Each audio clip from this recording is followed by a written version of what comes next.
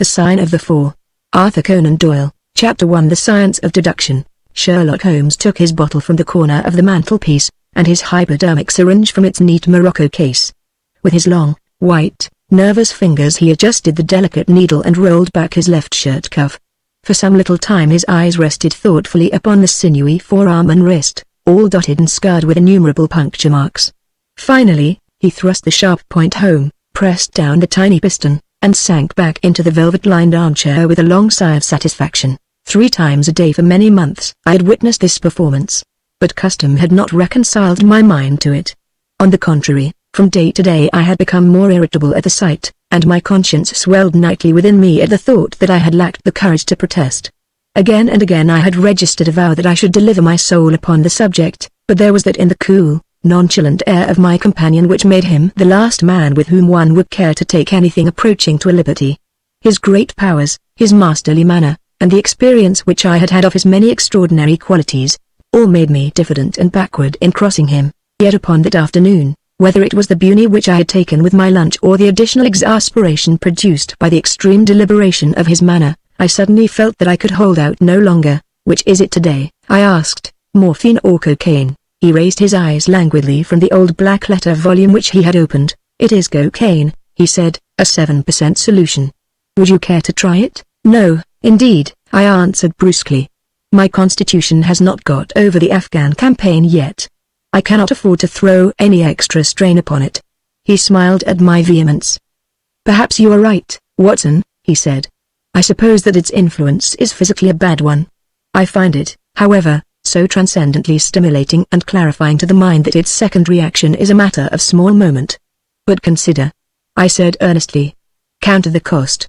Your brain may, as you say, be roused and excited, but it is a pathological and morbid process which involves increased tissue change and may at least leave a permanent weakness. You know, too, what a black reaction comes upon you. Surely the game is hardly worth the candle. Why should you, for a mere passing pleasure, risk the loss of those great powers with which you have been endowed? Remember that I speak not only as one comrade to another but as a medical man to one for whose constitution he is to some extent answerable." He did not seem offended. On the contrary, he put his fingertips together, and leaned his elbows on the arms of his chair, like one who has a relish for conversation. "My mind," he said, "rebels at stagnation. Give me problems, give me work, give me the most abstruse scriptogram, or the most intricate analysis, and I am in my own proper atmosphere. I can dispense then with artificial stimulants. But I abhor the dull routine of existence. I crave for mental exaltation. That is why I have chosen my own particular profession, or rather created it, for I am the only one in the world, the only unofficial detective," I said, raising my eyebrows. "The only unofficial consulting detective," he answered. "I'm the last and highest court of appeal in detection. When Gregson, or Lestrade, or Athelney Jones are out of their depths, which, by the way, is their normal state, the matter is laid before me. I examine the data, as an expert, and pronounce a specialist's opinion. I claim no credit in such cases. My name figures in no newspaper. The work itself, the pleasure of finding a field for my peculiar powers, is my highest reward. But you have yourself had some experience of my methods of work in the Jefferson Hope case." "Yes, indeed," said I cordially. "I was never so struck by anything in my life. I even embodied it in a small brochure, with the somewhat fantastic title of A Study in Scarlet." He shook his head sadly. "I glanced over it," said he. "Honestly, I cannot congratulate you upon it. Detection is, or ought to be, an exact science and should be treated in the same cold and unemotional manner. You have attempted to tinge it with romanticism, which produces much the same effect as if you worked a love story or an elopement into the 5th proposition of Euclid, but the romance was there," I remonstrated.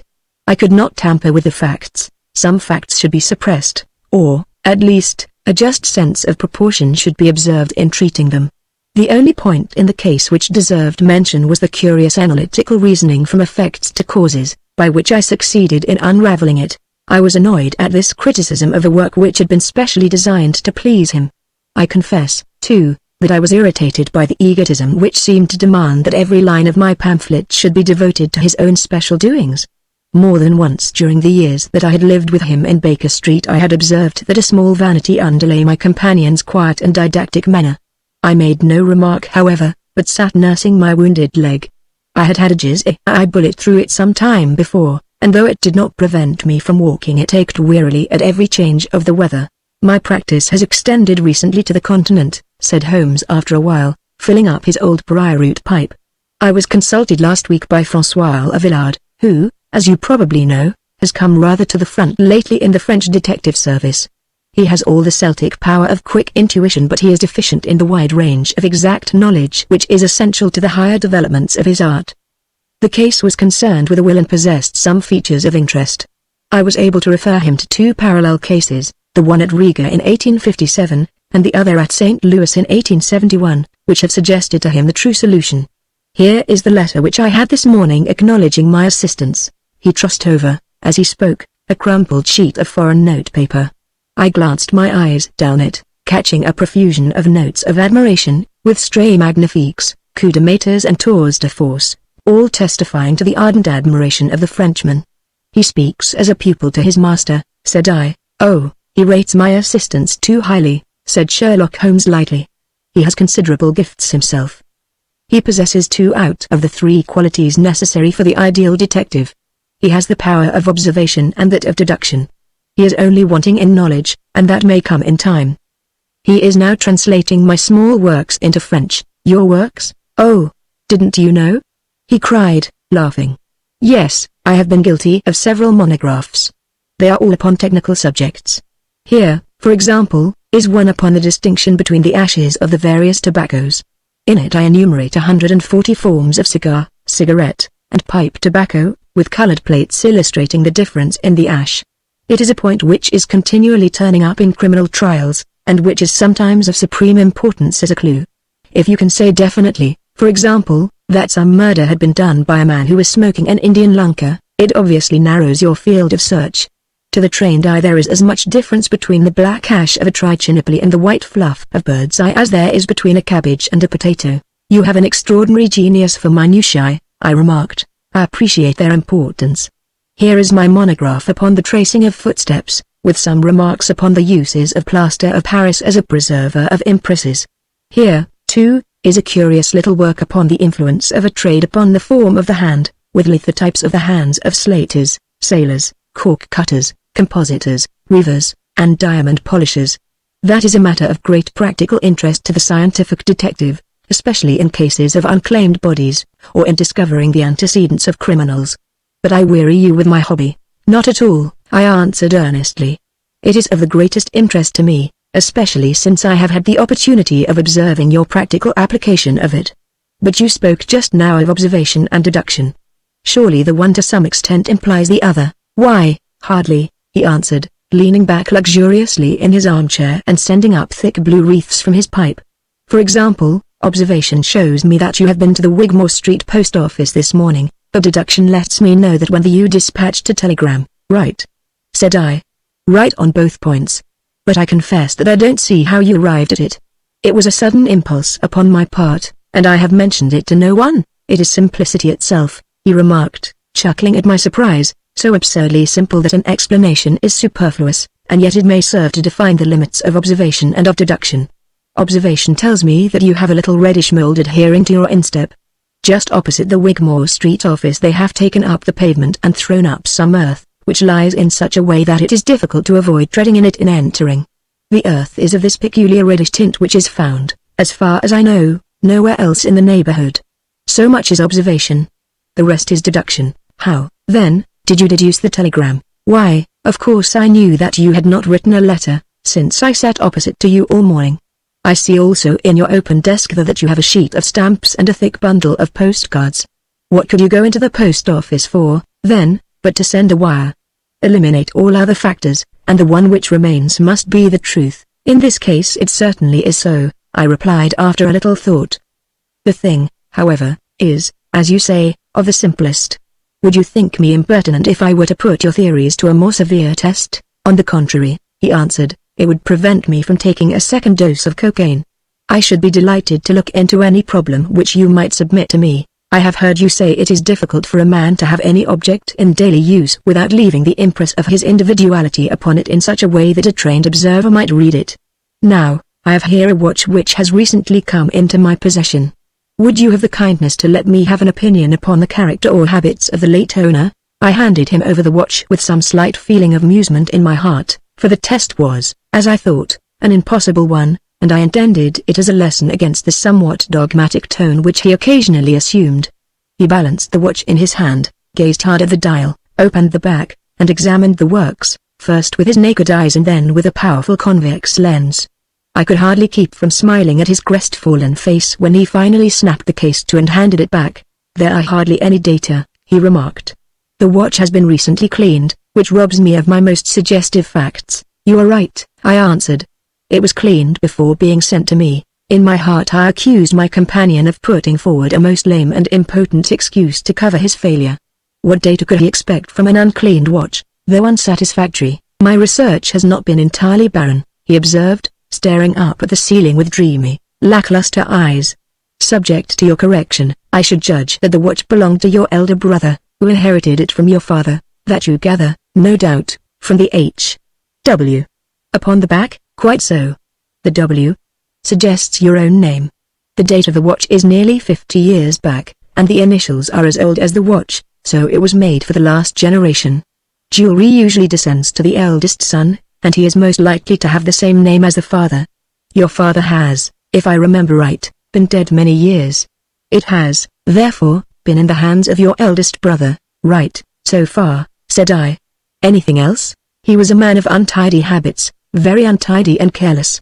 He was left with good prospects, but he threw away his chances, lived for some time in poverty with occasional short intervals of prosperity, and finally, taking to drink, he died. That is all I can gather." I sprang from my chair and limped impatiently about the room with considerable bitterness in my heart. "This is unworthy of you, Holmes," I said.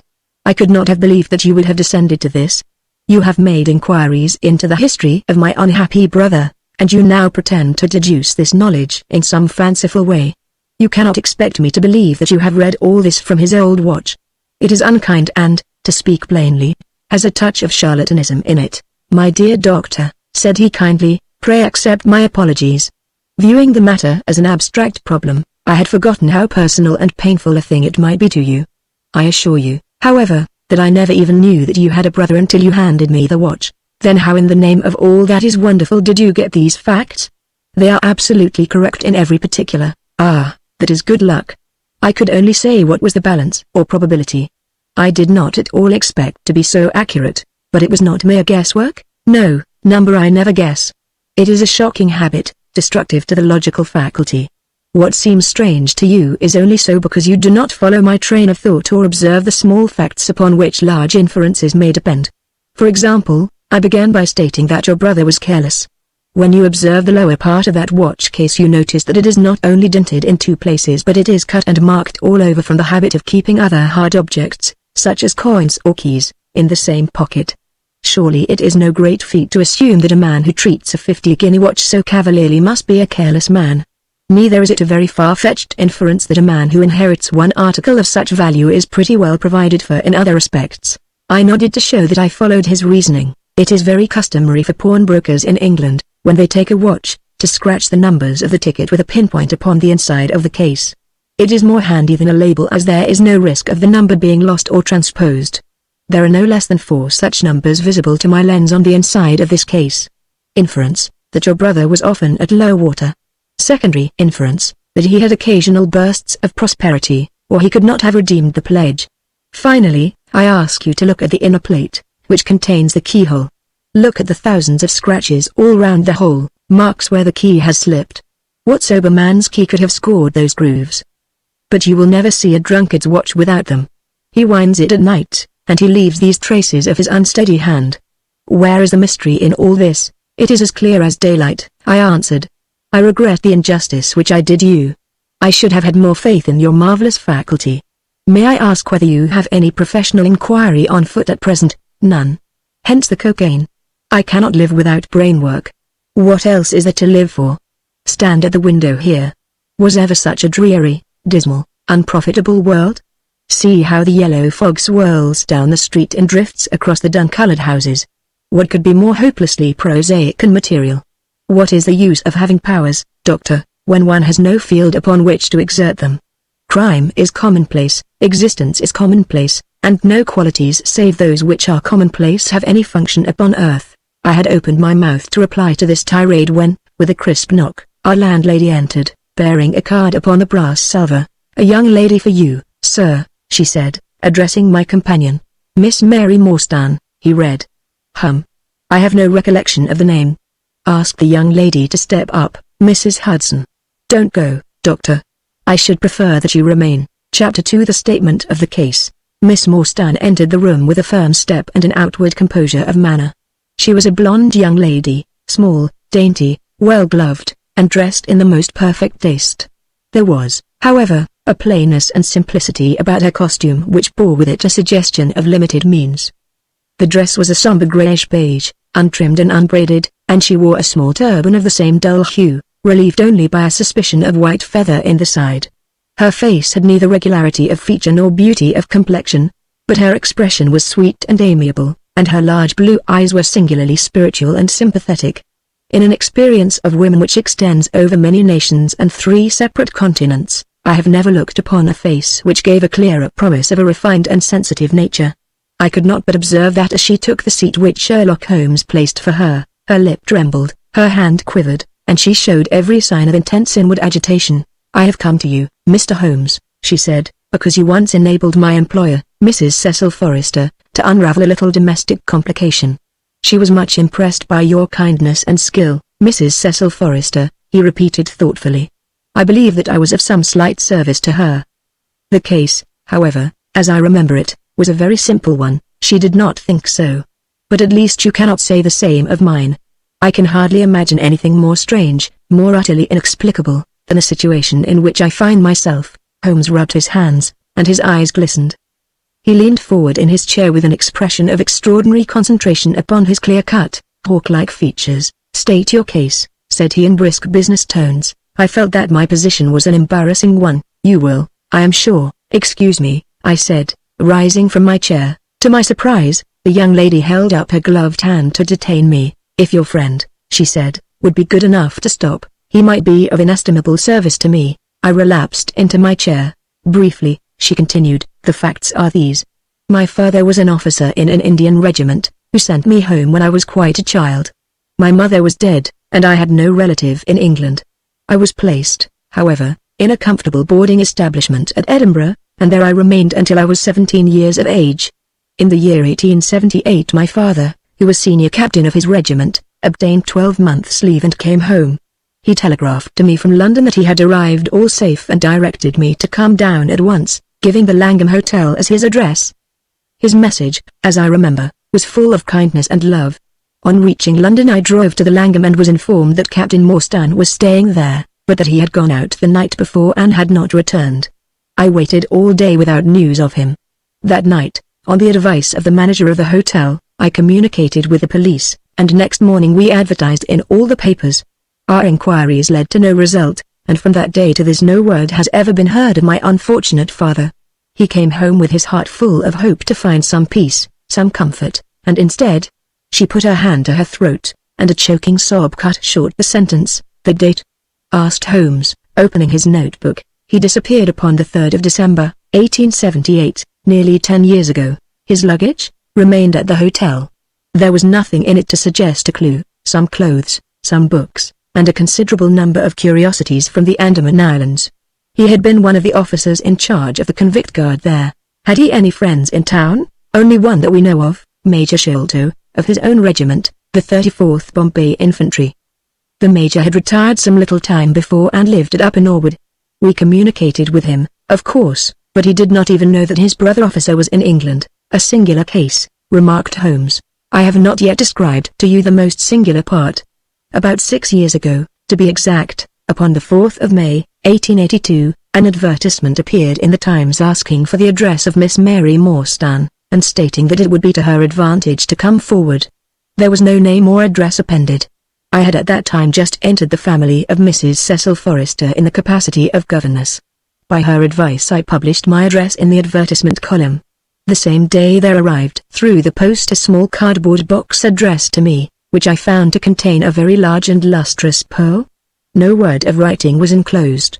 Since then every year upon the same date there has always appeared a similar box, containing a similar pearl, without any clue as to the sender. They have been pronounced by an expert to be of a rare variety and of considerable value. You can see for yourself that they are very handsome.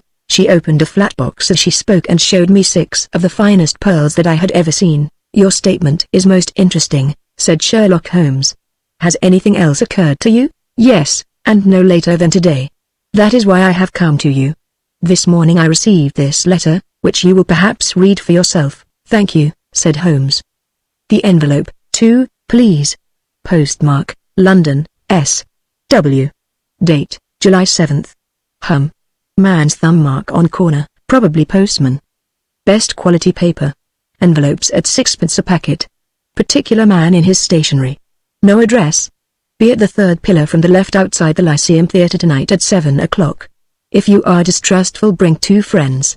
You are a wronged woman and shall have justice. Do not bring police. If you do, all will be in vain. Your unknown friend. Well, really, this is a very pretty little mystery. What do you intend to do, Miss Morstan? That is exactly what I want to ask you. Then we shall most certainly go, you and I, and, yes. Why, Dr. Watson is the very man. Your correspondent says 2 friends. He and I have worked together before. But would he come? She asked with something appealing in her voice and expression. I shall be proud and happy, said I fervently, if I can be of any service. You are both very kind, she answered. I have led a retired life and have no friends whom I could appeal to. If I am here at 6 it will do, I suppose? You must not be later, said Holmes. There is one other point, however. Is this handwriting the same as that upon the pearl box addresses? I have them here, she answered, producing half a dozen pieces of paper. You are certainly a model client. You have the correct intuition. Let us see, now. He spread out the papers upon the table and gave little darting glances from one to the other. They are disguised hands, except the letter, he said presently. But there can be no question as to the authorship. See how the irrepressible Greek E will break out, and see that whirl of the final S. They are undoubtedly by the same person. I should not like to suggest false hopes, Miss Morstan, but is there any resemblance between this hand and that of your father? Nothing could be more unlike. I expected to hear you say so. We shall look out for you, then, at 6. Pray allow me to keep the papers. I may look into the matter before then. It is only 3:30. Au revoir then. Au revoir, said our visitor, and with a bright, kindly glance from one to the other of us, she replaced her pearl box in her bosom and hurried away. Standing at the window, I watched her walking briskly down the street until the great turban and white feather were but a speck in the somber crowd. What a very attractive woman! I exclaimed, turning to my companion. He had lit his pipe again and was leaning back with drooping eyelids. Is she? He said languidly. I did not observe. You really are an automaton, a calculating machine, I cried. There is something positively inhuman in you at times. He smiled gently. It is of the first importance, he cried, not to allow your judgment to be biased by personal qualities. A client is to me a mere unit, a factor in a problem. The emotional qualities are antagonistic to clear reasoning. I assure you that the most winning woman I ever knew was hanged for poisoning 3 little children for their insurance money, and the most repellent man of my acquaintance is a philanthropist who has spent nearly $250,000 upon the London poor. In this case, however, I never make exceptions. An exception disproves the rule. Have you ever had occasion to study character in handwriting? What do you make of this fellow's scribble? It is legible and regular, I answered.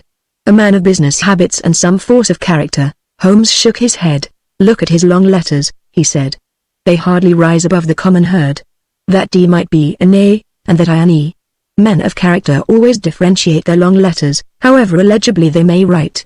There is vacillation in his K's and self-esteem in his capitals. I am going out now. I have some few references to make. Let me recommend this book, one of the most remarkable ever penned. It is Winwood Reade's Martyrdom of Man. I shall be back in an hour. I sat in the window with the volume in my hand, but my thoughts were far from the daring speculations of the writer.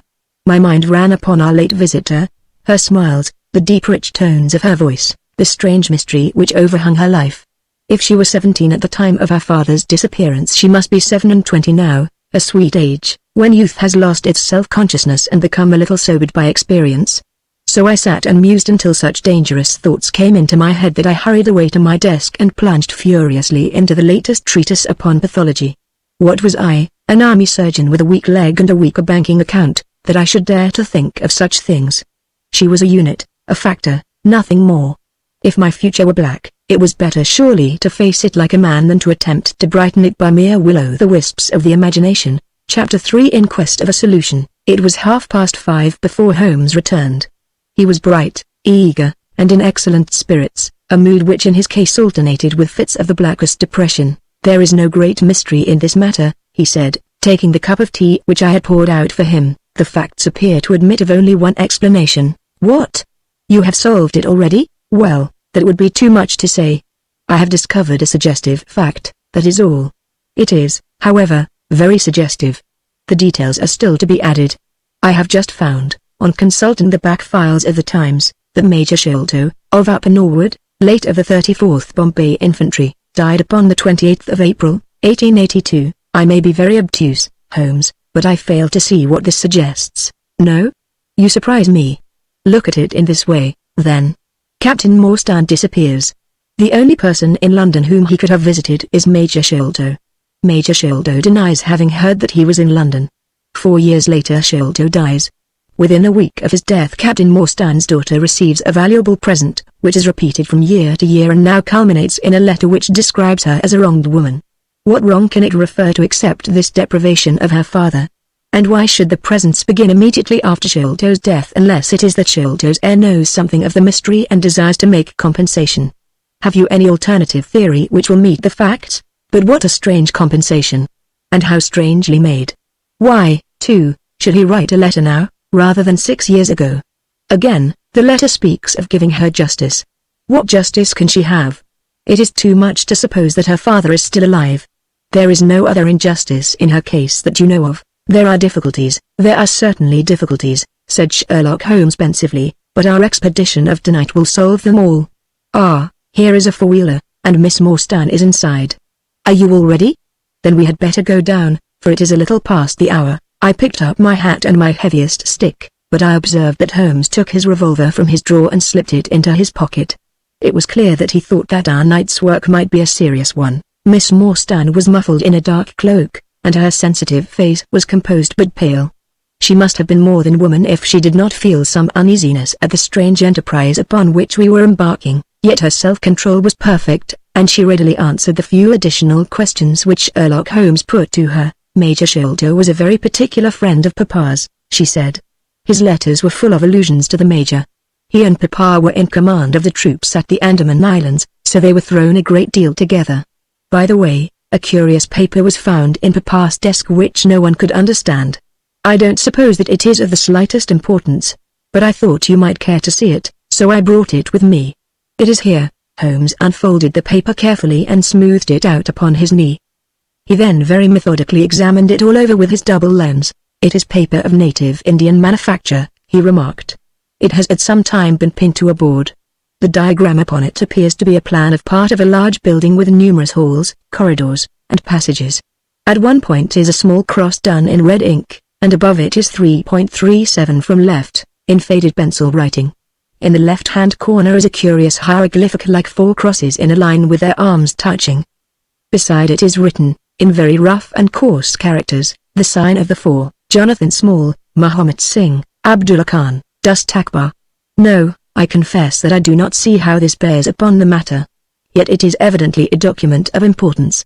It has been kept carefully in a pocketbook, for the one side is as clean as the other. It was in his pocketbook that we found it. Preserve it carefully, then, Miss Morstan, for it may prove to be of use to us. I begin to suspect that this matter may turn out to be much deeper and more subtle than I at first supposed. I must reconsider my ideas. He leaned back in the cab, and I could see by his drawn brow and his vacant eye that he was thinking intently. Miss Morstan and I chatted in an undertone about our present expedition and its possible outcome, but our companion maintained his impenetrable reserve until the end of our journey. It was a September evening and not yet 7 o'clock, but the day had been a dreary one, and a dense drizzly fog lay low upon the great city. Mud-colored clouds drooped sadly over the muddy streets. Down the Strand the lamps were but misty splotches of diffused light which threw a feeble circular glimmer upon the slimy pavement. The yellow glare from the shop windows streamed out into the steamy, vaporous air and threw a murky, shifting radiance across the crowded thoroughfare. There was, to my mind, something eerie and ghost-like in the endless procession of faces which flitted across these narrow bars of light, sad faces and glad, haggard and merry. Like all humankind, they flitted from the gloom into the light and so back into the gloom once more. I am not subject to impressions, but the dull, heavy evening, with the strange business upon which we were engaged, combined to make me nervous and depressed. I could see from Miss Morstan's manner that she was suffering from the same feeling. Holmes alone could rise superior to petty influences. He held his open notebook upon his knee, and from time to time he jotted down figures and memoranda in the light of his pocket lantern. At the Lyceum Theatre the crowds were already thick at the side entrances. In front a continuous stream of hansoms and four-wheelers were rattling up, discharging their cargoes of shirt-fronted men and beshawled, bediamonded women. We had hardly reached the third pillar, which was our rendezvous, before a small, dark, brisk man in the dress of a coachman accosted us. "Are you the parties who come with Miss Morstan?" he asked. "I am Miss Morstan, and these two gentlemen are my friends," said she.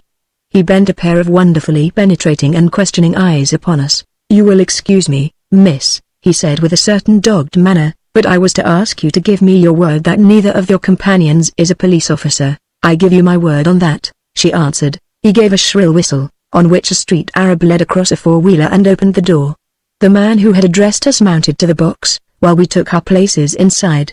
We had hardly done so before the driver whipped up his horse, and we plunged away at a furious pace through the foggy streets. The situation was a curious one. We were driving to an unknown place, on an unknown errand. Yet our invitation was either a complete hoax, which was an inconceivable hypothesis, or else we had good reason to think that important issues might hang upon our journey. Miss Morstan's demeanor was as resolute and collected as ever. I endeavored to cheer and amuse her by reminiscences of my adventures in Afghanistan, but, to tell the truth, I was myself so excited at our situation and so curious as to our destination that my stories were slightly involved. To this day she declares that I told her one moving anecdote as to how a musket looked into my tent at the dead of night, and how I fired a double-barreled tiger cub at it. At first I had some idea as to the direction in which we were driving, but soon, what with our pace, the fog, and my own limited knowledge of London, I lost my bearings and knew nothing save that we seemed to be going a very long way. Sherlock Holmes was never at fault, however, and he muttered the names as the cab rattled through squares and in and out by tortuous by-streets. "Rochester Row," said he. "Now Vincent Square. Now we come out on the Vauxhall Bridge Road. We are making for the Surrey side apparently." "Yes, I thought so. Now we are on the bridge. You can catch glimpses of the river." We did indeed get a fleeting view of a stretch of the Thames, with the lamps shining upon the broad, silent water, but our cab dashed on and was soon involved in a labyrinth of streets upon the other side. "Wordsworth Road," said my companion. "Priory Road. Lark Hall Lane. Stockwell Place. Robert Street. Cold Harbour Lane." Our quest does not appear to take us to very fashionable regions. We had indeed reached a questionable and forbidding neighborhood. Long lines of dull brick houses were only relieved by the coarse glare and tawdry brilliancy of public houses at the corner. Then came rows of two-storied villas, each with a fronting of miniature garden, and then again interminable lines of new, staring brick buildings, the monster tentacles which the giant city was throwing out into the country. At last the cab drew up at the third house in a new terrace. None of the other houses were inhabited, and that at which we stopped was as dark as its neighbors, save for a single glimmer in the kitchen window. On our knocking, however, the door was instantly thrown open by a Hindu servant, clad in a yellow turban, white loose-fitting clothes, and a yellow sash. There was something strangely incongruous in this oriental figure framed in the commonplace doorway of a third-rate suburban dwelling house. "This Sahib awaits you," said he, and even as he spoke, there came a high, piping voice from some inner room. "Show them into me, Kitmugger," it said. "Show them straight into me."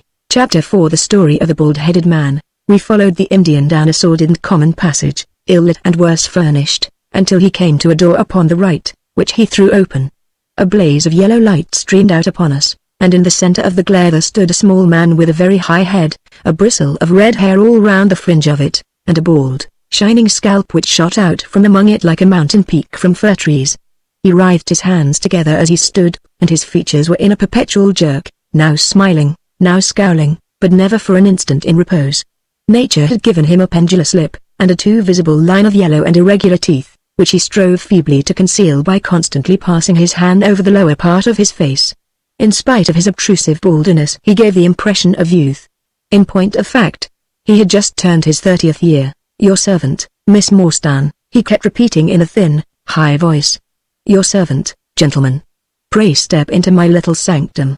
A small place, miss, but furnished to my own liking. An oasis of at in the howling desert of South London." We were all astonished by the appearance of the apartment into which he invited us. In that sorry house it looked as out of place as a diamond of the first water in a setting of brass. The richest and glossiest of curtains and tapestries draped the walls, looped back here and there to expose some richly mounted painting or oriental vase. The carpet was of amber and black, so soft and so thick that the foot sank pleasantly into it, as into a bed of moss. Two great tiger skins thrown athwart it increased the suggestion of Eastern luxury, as did a huge hookah which stood upon a mat in the corner. A lamp in the fashion of a silver dove was hung from an almost invisible golden wire in the center of the room. As it burned it filled the air with a subtle and aromatic odor. "Mr. Thodwis Sholto," said the little man, still jerking and smiling. "That is my name. You are Miss Morstan, of course. And these gentlemen? This is Mr. Sherlock Holmes, and this Dr. Watson." "A doctor, eh?" cried he, much excited. "Have you your stethoscope? Might I ask you, would you have the kindness? I have grave doubts as to my mitral valve, if you would be so very good. The aortic I may rely upon, but I should value your opinion upon the mitral." I listened to his heart, as requested, but was unable to find anything amiss, save, indeed, that he was in an ecstasy of fear, for he shivered from head to foot. "It appears to be normal," I said. "You have no cause for uneasiness. You will excuse my anxiety, Miss Morstan," he remarked airily. "I am a great sufferer, and I have long had suspicions as to that valve. I am delighted to hear that they are unwarranted. Had your father, Miss Morstan, refrained from throwing a strain upon his heart, he might have been alive now. I could have struck the man across the face, so hot was I at this callous and offhand reference to so delicate a matter." Miss Morstan sat down, and her face grew white to the lips. "I knew in my heart that he was dead," said she. "I can give you every information," said he, "and, what is more, I can do you justice, and I will, too, whatever Brother Bartholomew may say. I am so glad to have your friends here not only as an escort to you but also as witnesses to what I am about to do and say. The three of us can show a bold front to Brother Bartholomew. But let us have no outsiders, no police or officials. We can settle everything satisfactorily among ourselves without any interference. Nothing would annoy Brother Bartholomew more than any publicity." He sat down upon a low settee and blinked at us inquiringly with his weak, watery blue eyes. "For my part," said Holmes, "whatever you may choose to say will go no further." I nodded to show my agreement. "That is well. That is well," said he. "May I offer you a glass of Chianti, Miss Morstan? Or of Tokay? I keep no other wines. Shall I open a flask? No? Well, then, I trust that you have no objection to tobacco smoke, to the balsamic odor of the Eastern tobacco. I am a little nervous, and I find my hookah an invaluable sedative." He applied a taper to the great bowl, and the smoke bubbled merrily through the rose water. We sat all three in a semicircle, with our heads advanced and our chins upon our hands, while the strange, jerky little fellow, with his high, shining head, puffed uneasily in the center. "When I first determined to make this communication to you," said he, "I might have given you my address, but I feared that you might disregard my request and bring unpleasant people with you. I took the liberty, therefore, of making an appointment in such a way that my man Williams might be able to see you first. I have complete confidence in his discretion, and he had orders, if he were dissatisfied, to proceed no further in the matter. You will excuse these precautions, but I am a man of somewhat retiring, and I might even say refined, tastes, and there is nothing more unaesthetic than a policeman. I have a natural shrinking from all forms of rough materialism. I seldom come in contact with the rough crowd. I live, as you see, with some little atmosphere of elegance around me. I may call myself a patron of the arts. It is my weakness. The landscape is a genuine Corot, and though a connoisseur might perhaps throw a doubt upon that Salvator Rosa, there cannot be the least question about the Borgia. I am partial to the modern French school. You will excuse me, Mr. Sholto, said Miss Morstan, but I am here at your request to learn something which you desire to tell me. It is very late, and I should desire the interview to be as short as possible. At the best it must take some time, he answered, for we shall certainly have to go to Norwood and see Brother Bartholomew. We shall all go and try if we can get the better of Brother Bartholomew. He is very angry with me for taking the course which has seemed right to me. I had quite high words with him last night. You cannot imagine what a terrible fellow he is when he is angry. If we are to go to Norwood, it would perhaps be as well to start at once, I ventured to remark. He laughed until his ears were quite red. That would hardly do, he cried. I don't know what he would say if I brought you in that sudden way. No, I must prepare you by showing you how we all stand to each other. In the first place, I must tell you that there are several points in the story of which I am myself ignorant. I can only lay the facts before you as far as I know them myself. My father was, as you may have guessed, Major John Sholto, once of the Indian Army. He retired some 11 years ago and came to live at Pondicherry Lodge Inn up in Norwood. He had prospered in India and brought back with him a considerable sum of money, a large collection of valuable curiosities, and a staff of native servants. With these advantages he bought himself a house, and lived in great luxury. My twin brother Bartholomew and I were the only children. I very well remember the sensation which was caused by the disappearance of Captain Morstan.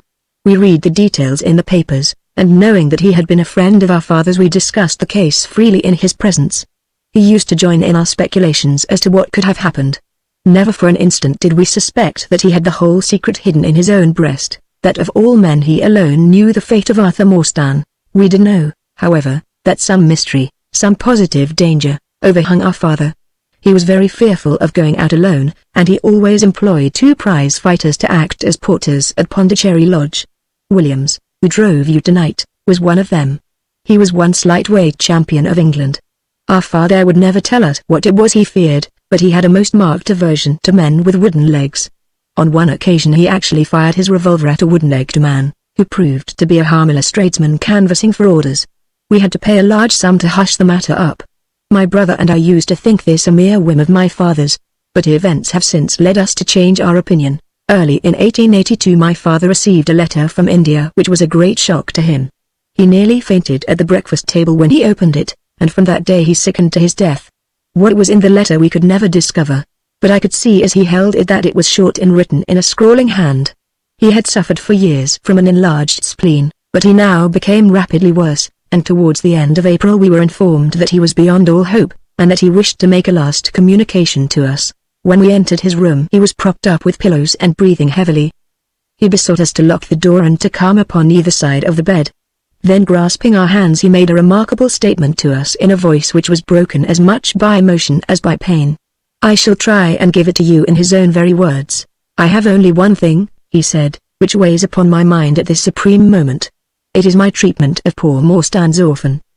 The cursed greed which has been my besetting sin through life has withheld from her the treasure, half at least of which should have been hers. And yet I have made no use of it myself, so blind and foolish a thing is avarice. The mere feeling of possession has been so dear to me that I could not bear to share it with another. See the chaplet tipped with pearls beside the quinine bottle. Even that I could not bear to part with, although I had got it out with the design of sending it to her. You, my sons, will give her a fair share of your great treasure. But send her nothing, not even the chaplet, until I am gone. After all, men have been as bad as this and have recovered. I will tell you how Morstan died. He continued. He had suffered for years from a weak heart, but he concealed it from everyone. I alone knew it. When in India, he and I, through a remarkable chain of circumstances, came into possession of a considerable treasure. I brought it over to England, and on the night of Morstan's arrival he came straight over here to claim his share. He walked over from the station and was admitted by my faithful old Lal Chowdhury, who is now dead. Morstan and I had a difference of opinion as to the division of the treasure, and we came to heated words.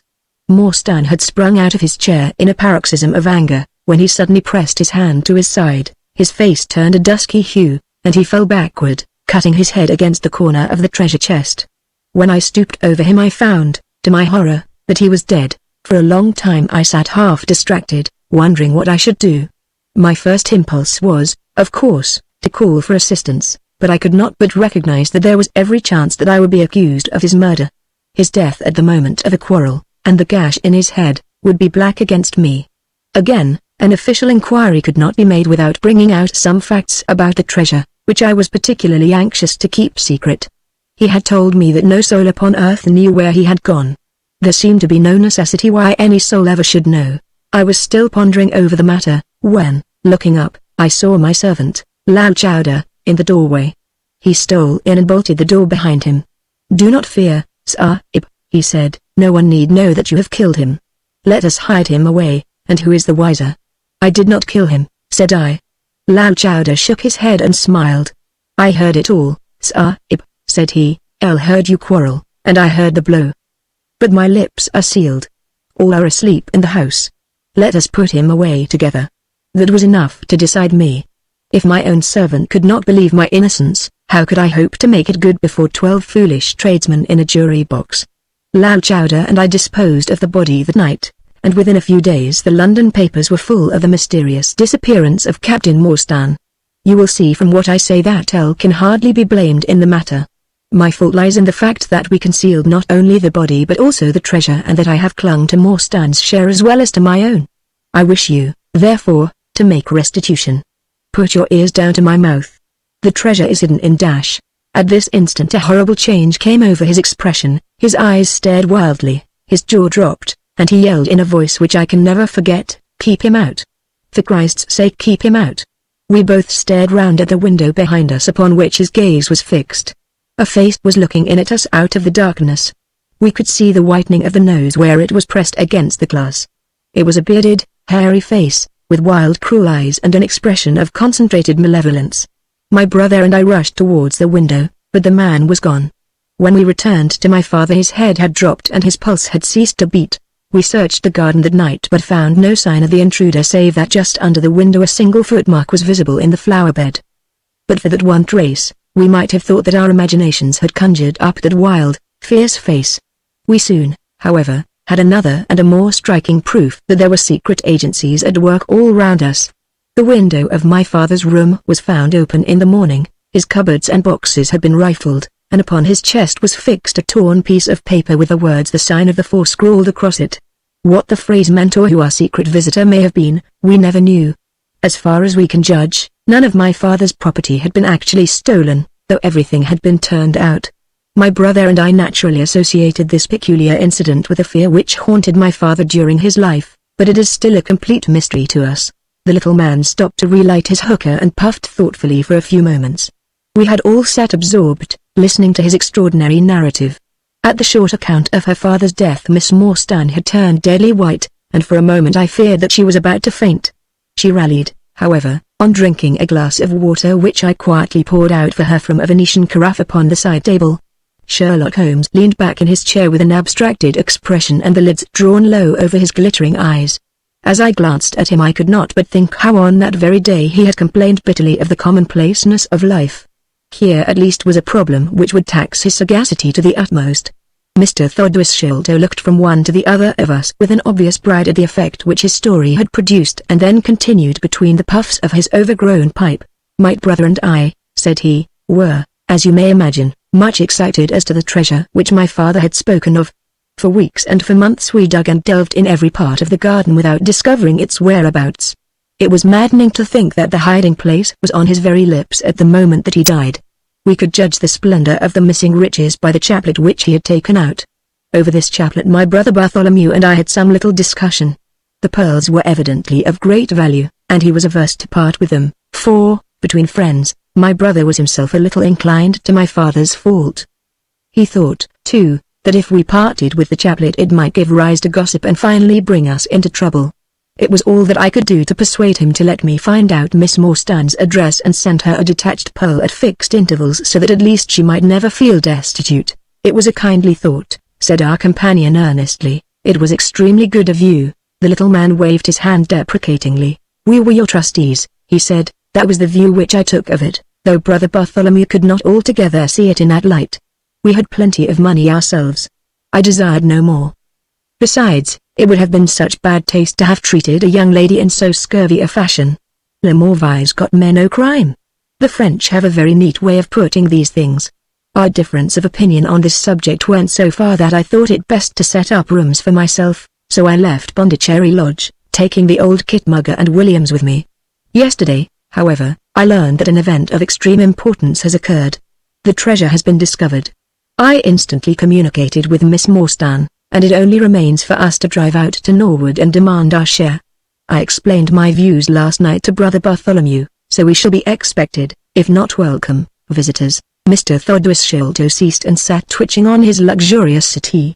We all remained silent, with our thoughts upon the new development which the mysterious business had taken. Holmes was the first to spring to his feet. "You have done well, sir, from first to last," said he. "It is possible that we may be able to make you some small return by throwing some light upon that which is still dark to you. But, as Miss Morstan remarked just now, it is late, and we had best put the matter through without delay." Our new acquaintance very deliberately coiled up the tube of his hookah and produced from behind a curtain a very long befrogged topcoat with astrakhan collar and cuffs. This he buttoned tightly up in spite of the extreme closeness of the night and finished his attire by putting on a rabbit-skin cap with hanging lappets which covered the ears, so that no part of him was visible save his mobile and peaky face. "My health is somewhat fragile," he remarked as he led the way down the passage. "I am compelled to be a valetudinarian." Our cab was awaiting us outside, and our program was evidently pre-arranged, for the driver started off at once at a rapid pace. Thoddwisshelto talked incessantly in a voice which rose high above the rattle of the wheels. "Bartholomew is a clever fellow," said he. "How do you think he found out where the treasure was?"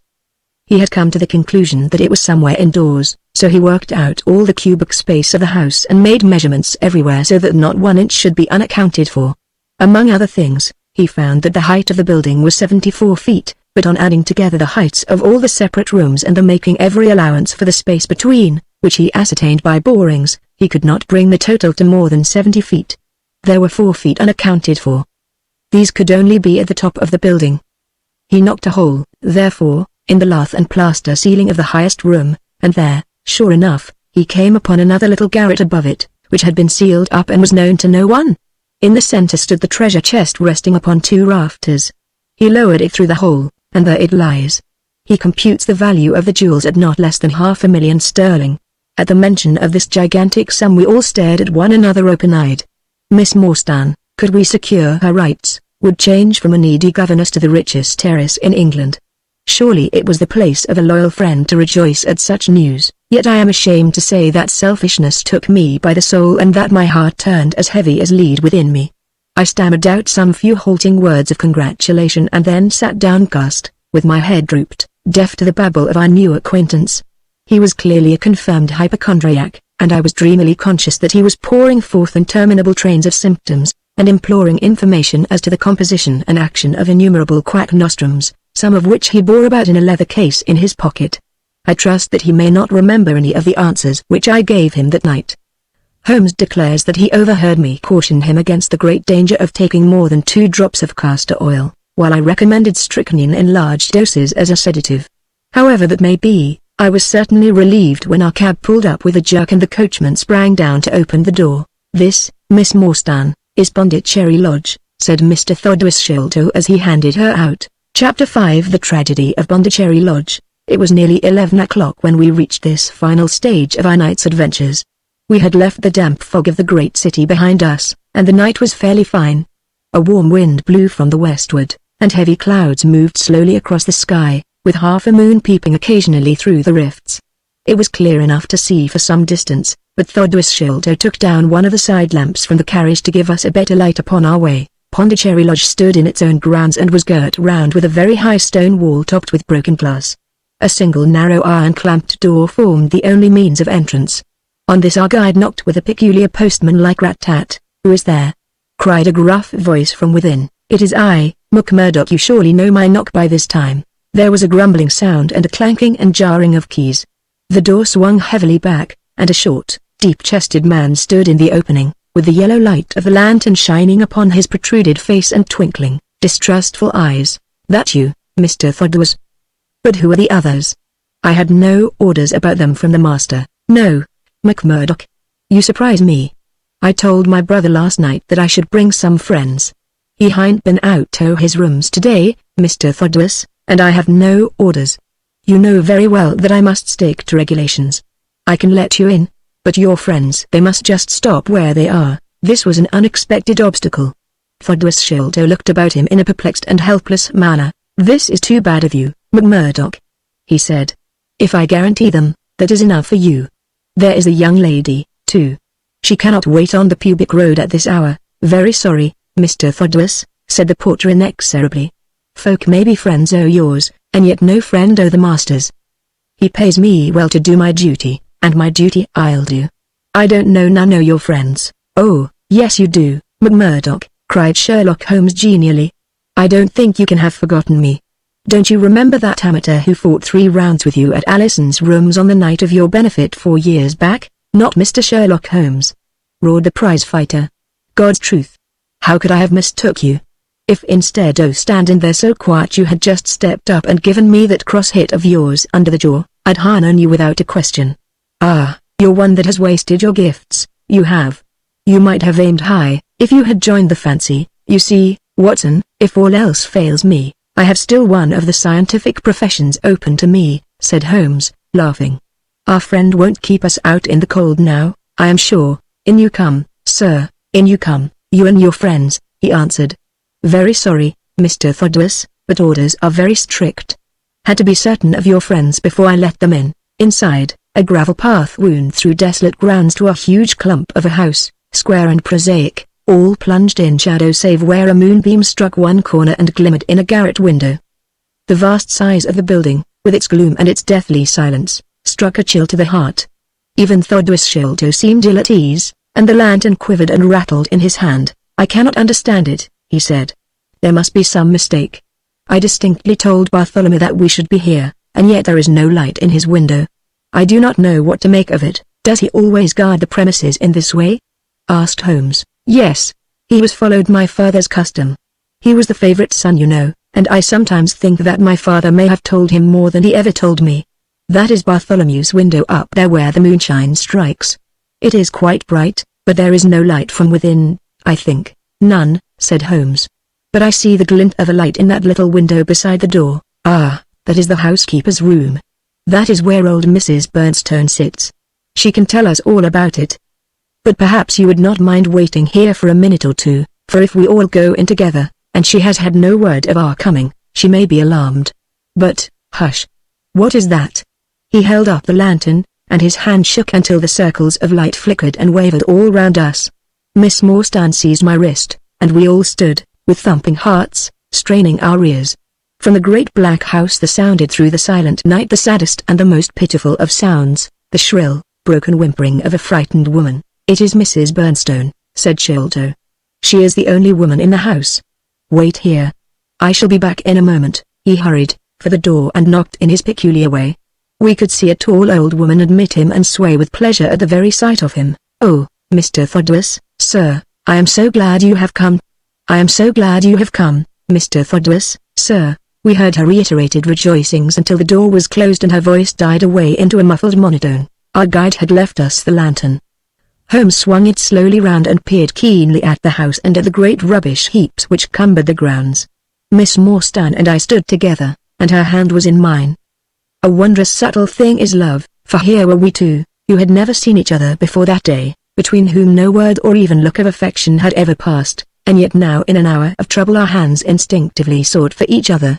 I have marveled at it since, but at the time it seemed the most natural thing that I should go out to her so, and, as she has often told me, there was in her also the instinct to turn to me for comfort and protection.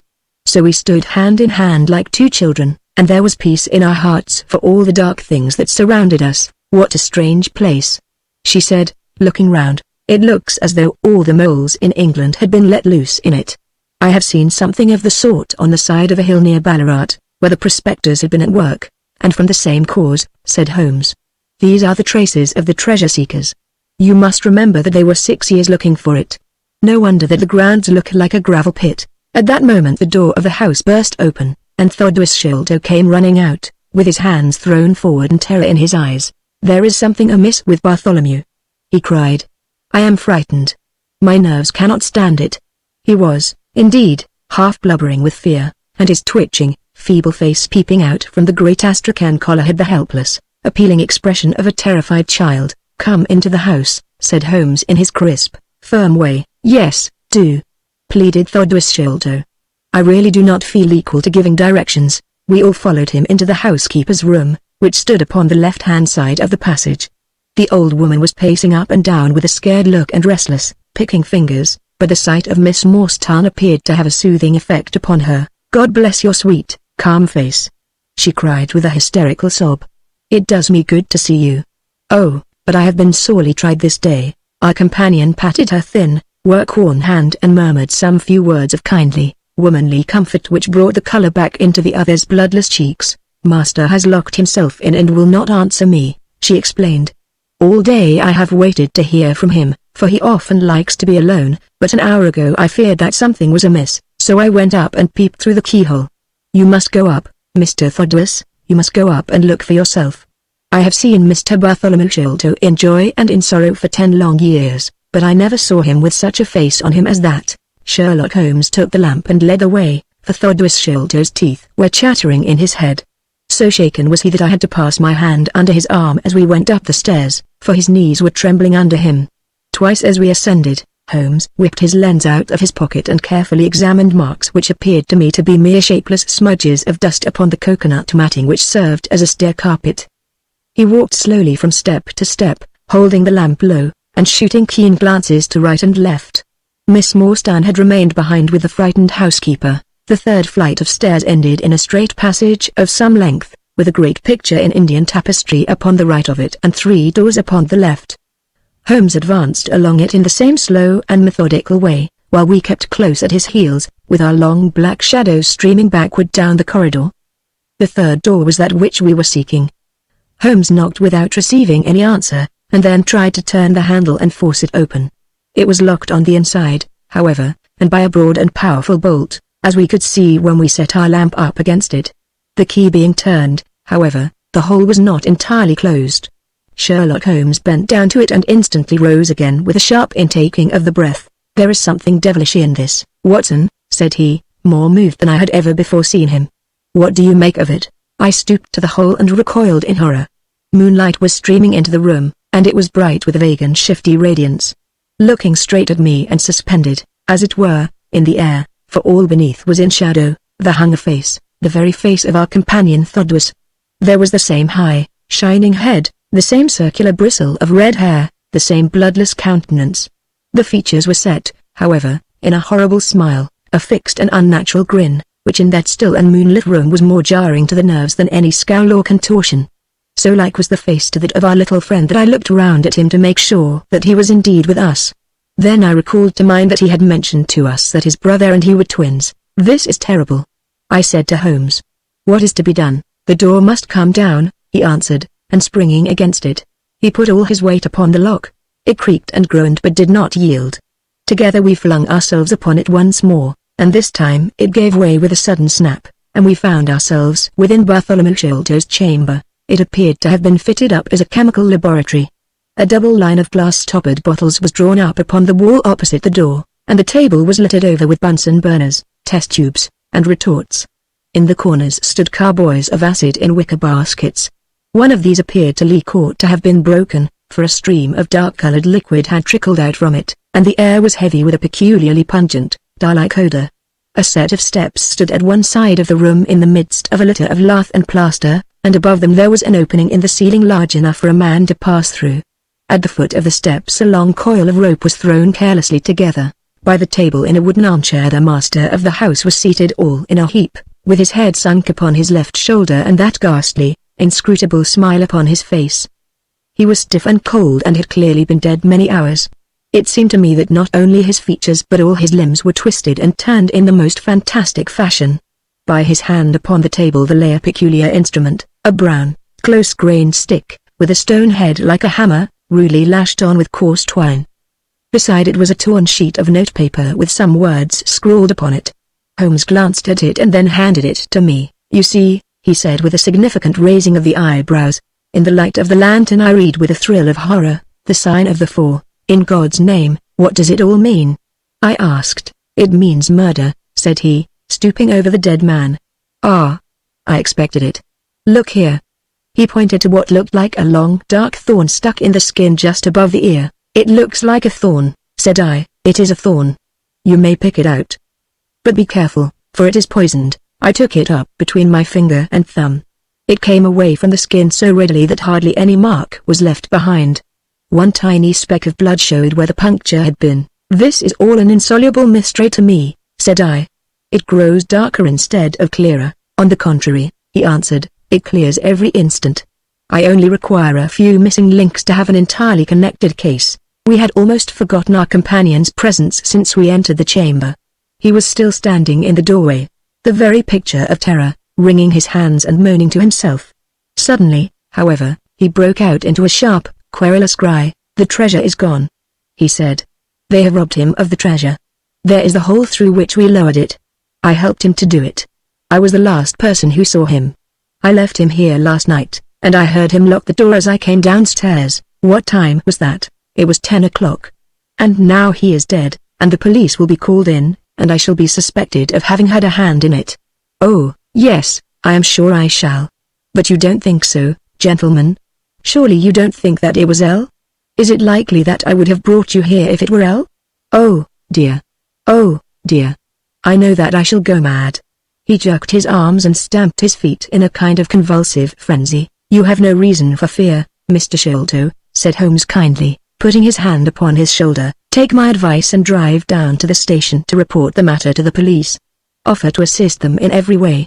We shall wait here until your return." The little man obeyed in a half-stupefied fashion, and we heard him stumbling down the stairs in the dark. Chapter 6 Sherlock Holmes gives a demonstration. "Now, Watson," said Holmes, rubbing his hands, "we have half an hour to ourselves. Let us make good use of it. My case is, as I have told you, almost complete, but we must not err on the side of overconfidence. Simple as the case seems now, there may be something deeper underlying it." "Simple?" I ejaculated. "Surely," said he with something of the air of a clinical professor expounding to his class. "Just sit in the corner there, that your footprints may not complicate matters. Now to work. In the first place, how did these folk come and how did they go? The door has not been opened since last night. How of the window?" He carried the lamp across to it, muttering his observations aloud the while but addressing them to himself rather than to me. "Window is snibbed on the inner side. Framework is solid. No hinges at the side. Let us open it. No water pipe near. Roof quite out of reach. Yet a man has mounted by the window. It rained a little last night. Here is the print of a foot in mold upon the sill. And here is a circular muddy mark, and here again upon the floor, and here again by the table. See there, Watson. This is really a very pretty demonstration." I looked at the round, well-defined muddy discs. "That is not a footmark," said I. "It is something much more valuable to us. It is the impression of a wooden stump.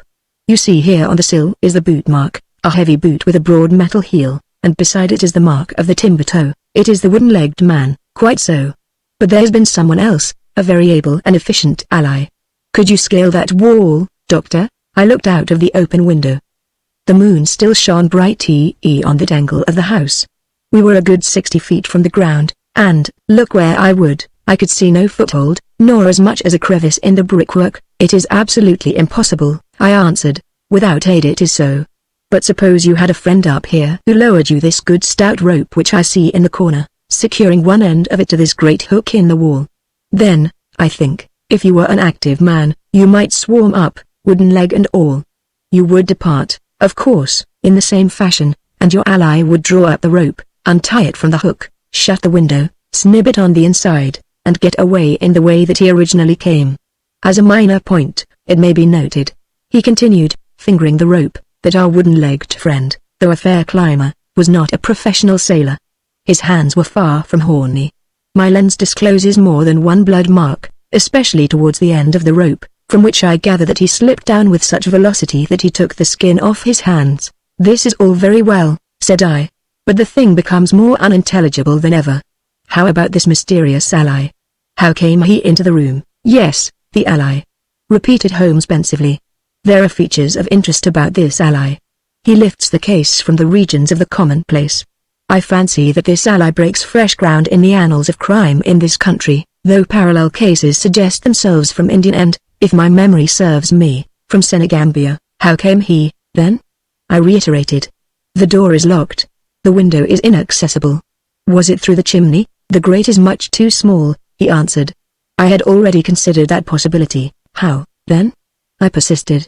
"You will not apply my precept," he said, shaking his head. "How often have I said to you that when you have eliminated the impossible, whatever remains, however improbable, must be the truth? We know that he did not come through the door, the window, or the chimney. We also know that he could not have been concealed in the room, as there is no concealment possible. When, then, did he come? He came through the hole in the roof. I cried. Of course he did. He must have done so. If you will have the kindness to hold the lamp for me, we shall now extend our researches to the room above, the secret room in which the treasure was found. He mounted the steps, and, seizing a rafter with either hand, he swung himself up into the garret. Then, lying on his face, he reached down for the lamp and held it while I followed him. The chamber in which we found ourselves was about 10 feet one way and 6 the other. The floor was formed by the rafters, with thin lath and plaster between, so that in walking one had to step from beam to beam.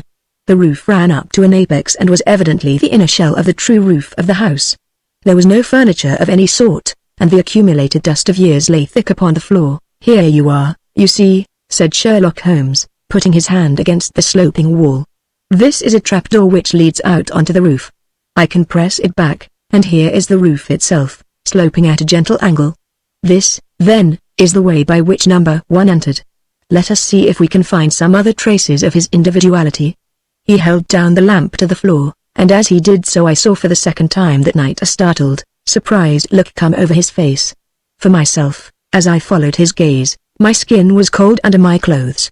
The floor was covered thickly with the prints of a naked foot, clear, well-defined, perfectly formed, but scarce half the size of those of an ordinary man. Holmes, I said in a whisper, a child has done this horrid thing. He had recovered his self-possession in an instant. I was staggered for the moment, he said, but the thing is quite natural. My memory failed me, or I should have been able to foretell it.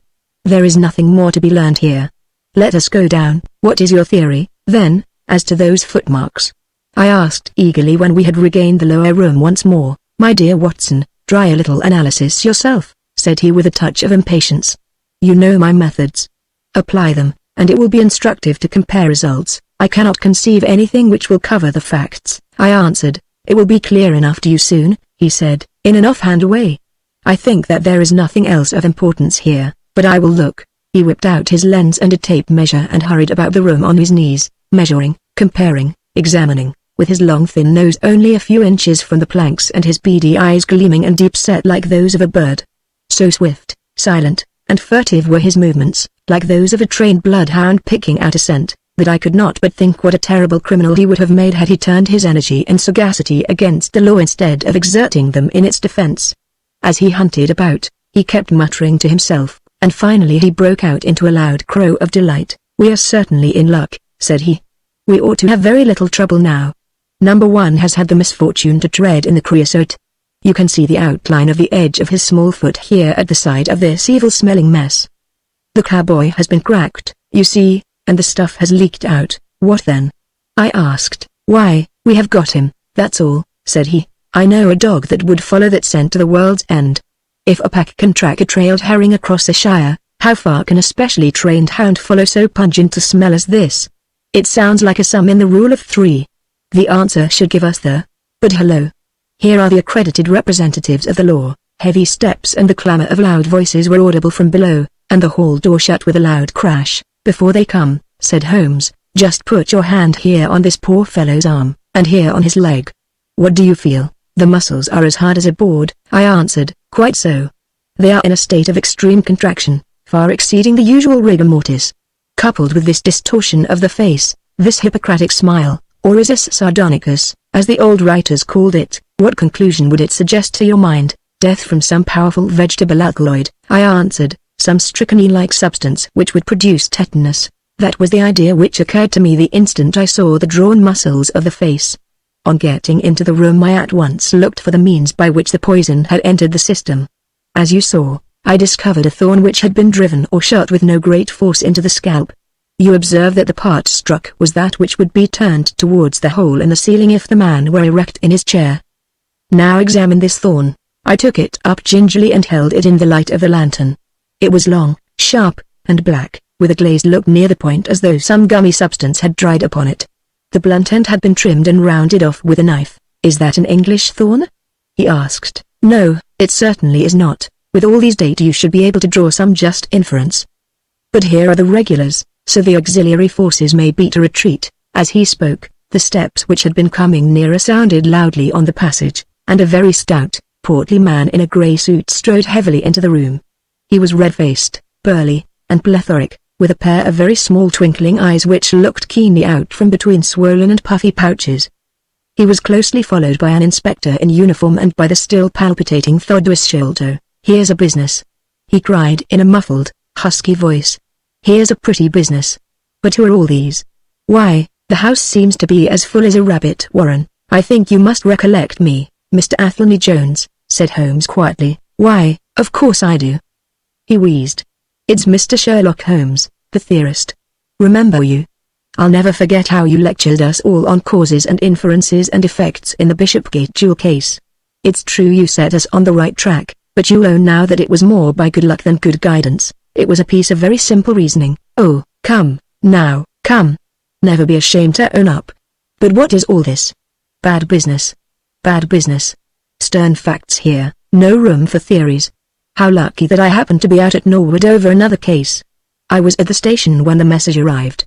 What do you think the man died of?" "Oh, this is hardly a case for me to theorize over," said Holmes dryly. "No, no. Still, we can't deny that you hit the nail on the head sometimes." "Dear me. Door locked, I understand. Jewels worth $500,000 missing.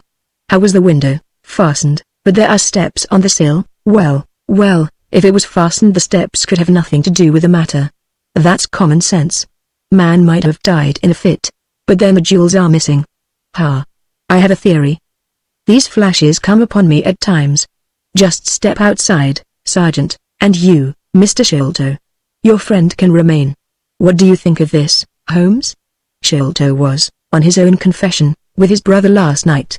The brother died in a fit, on which Sholto walked off with the treasure? How's that? On which the dead man very considerately got up and locked the door on the inside. There's a flaw there. Let us apply common sense to the matter. This Thaddeus Sholto was with his brother, there was a quarrel, so much we know. The brother is dead and the jewels are gone. So much also we know. No one saw the brother from the time Thaddeus left him. His bed had not been slept in. Thaddeus is evidently in a most disturbed state of mind. His appearance is, well, not attractive. You see that I am weaving my web round Thaddeus. The net begins to close upon him. "You are not quite in possession of the facts yet," said Holmes.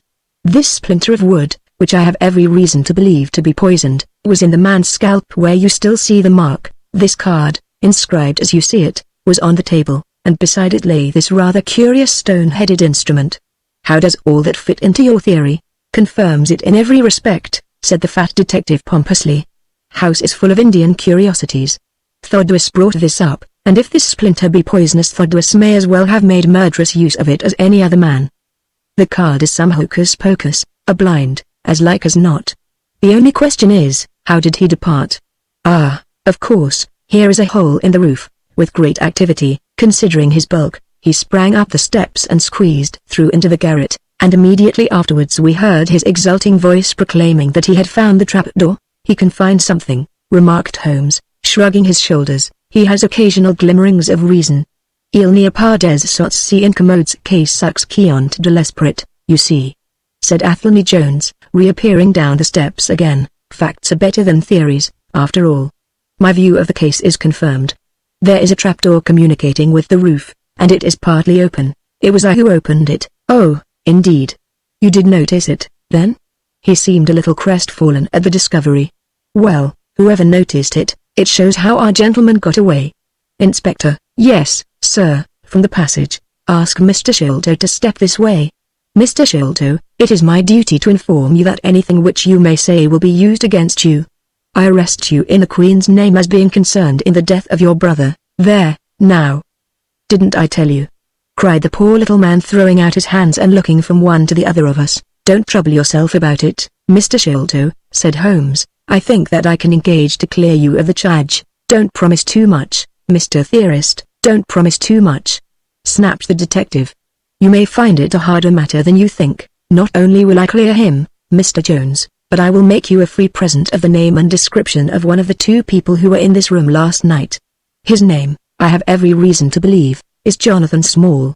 He is a poorly educated man, small, active, with his right leg off, and wearing a wooden stump which is worn away upon the inner side.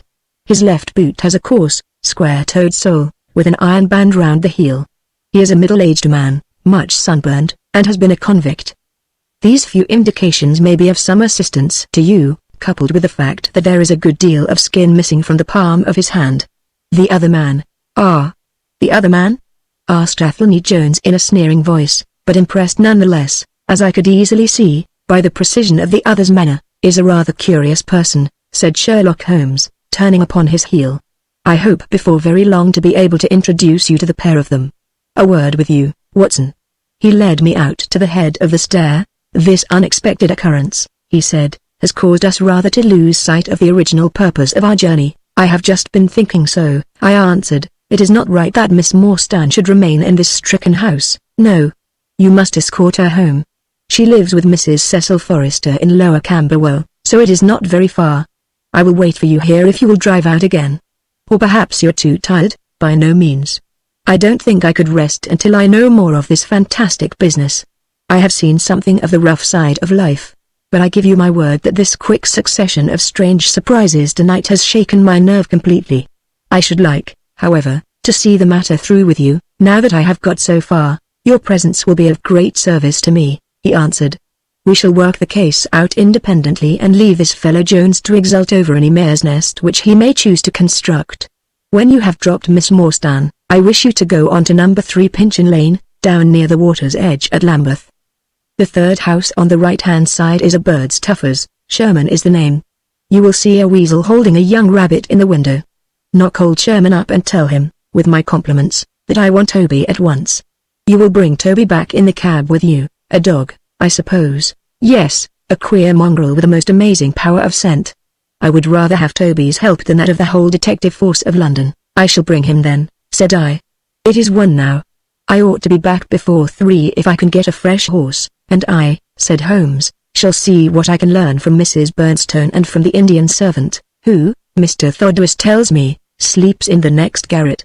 Then I shall study the great Jones's methods and listen to his not too delicate sarcasms. Wahrscheinlich das die Menschen verhöhnen was sie nicht verstehen. Goethe is always pithy. Chapter 7 The episode of the barrel. The police had brought a cab with them, and in this I escorted Miss Morstan back to her home. After the angelic fashion of women, she had borne trouble with a calm face as long as there was someone weaker than herself to support, and I had found her bright and placid by the side of the frightened housekeeper. In the cab, however, she first turned faint and then burst into a passion of weeping, so sorely had she been tried by the adventures of the night. She has told me since that she thought me cold and distant upon that journey. She little guessed the struggle within my breast, or the effort of self-restraint which held me back. My sympathies and my love went out to her, even as my hand had in the garden. I felt that years of the conventionalities of life could not teach me to know her sweet, brave nature as had this one day of strange experiences. Yet there were 2 thoughts which sealed the words of affection upon my lips. She was weak and helpless, shaken in mind and nerve. It was to take her at a disadvantage to obtrude love upon her at such a time. Worse still, she was rich. If Holmes's researches were successful, she would be an heiress. Was it fair, was it honorable, that a half-pay surgeon should take such advantage of an intimacy which chance had brought about? Might she not look upon me as a mere vulgar fortune-seeker? I could not bear to risk that such a thought should cross her mind. This secret treasure intervened like an impassable barrier between us. It was nearly 2 o'clock when we reached Mrs. Cecil Forrester's. The servants had retired hours ago, but Mrs. Forrester had been so interested by the strange message which Miss Morstan had received that she had sat up in the hope of her return. She opened the door herself, a middle-aged, graceful woman, and it gave me joy to see how tenderly her arms stole round the other's waist and how motherly was the voice in which she greeted her. She was clearly no mere paid dependent but an honored friend. I was introduced, and Mrs. Forrester earnestly begged me to step in and tell her our adventures. I explained, however, the importance of my errand and promised faithfully to call and report any progress which we might make with the case. As we drove away I stole a glance back, and I still seemed to see that little group on the step, the 2 graceful, clinging figures, the half-opened door, the hall light shining through stained glass, the barometer, and the bright stair rods. It was soothing to catch even that passing glimpse of a tranquil English home in the midst of the wild, dark business which had absorbed us. And the more I thought of what had happened, the wilder and darker it grew. I reviewed the whole extraordinary sequence of events as I rattled on through the silent, gas-lit streets. There was the original problem, that at least was pretty clear now. The death of Captain Morstan, the sending of the pearls, the advertisement. The letter, we had had light upon all those events. They had only led us, however, to a deeper and far more tragic mystery. The Indian treasure, the curious plan found among Morstan's baggage, the strange scene at Major Sholto's death, the rediscovery of the treasure immediately followed by the murder of the discoverer. The very singular accompaniments to the crime, the footsteps, the remarkable weapons, the words upon the card, corresponding with those upon Captain Morstan's chart. Here was indeed a labyrinth in which a man less singularly endowed than my fellow lodger might well despair of ever finding the clue. Pinchin Lane was a row of shabby, two-storied brick houses in the lower quarter of Lambeth. I had to knock for some time at number 3 before I could make any impression. At last, however, there was the glint of a candle behind the blind, and a face looked out at the upper window. "Go on, you drunken vagabond," said the face.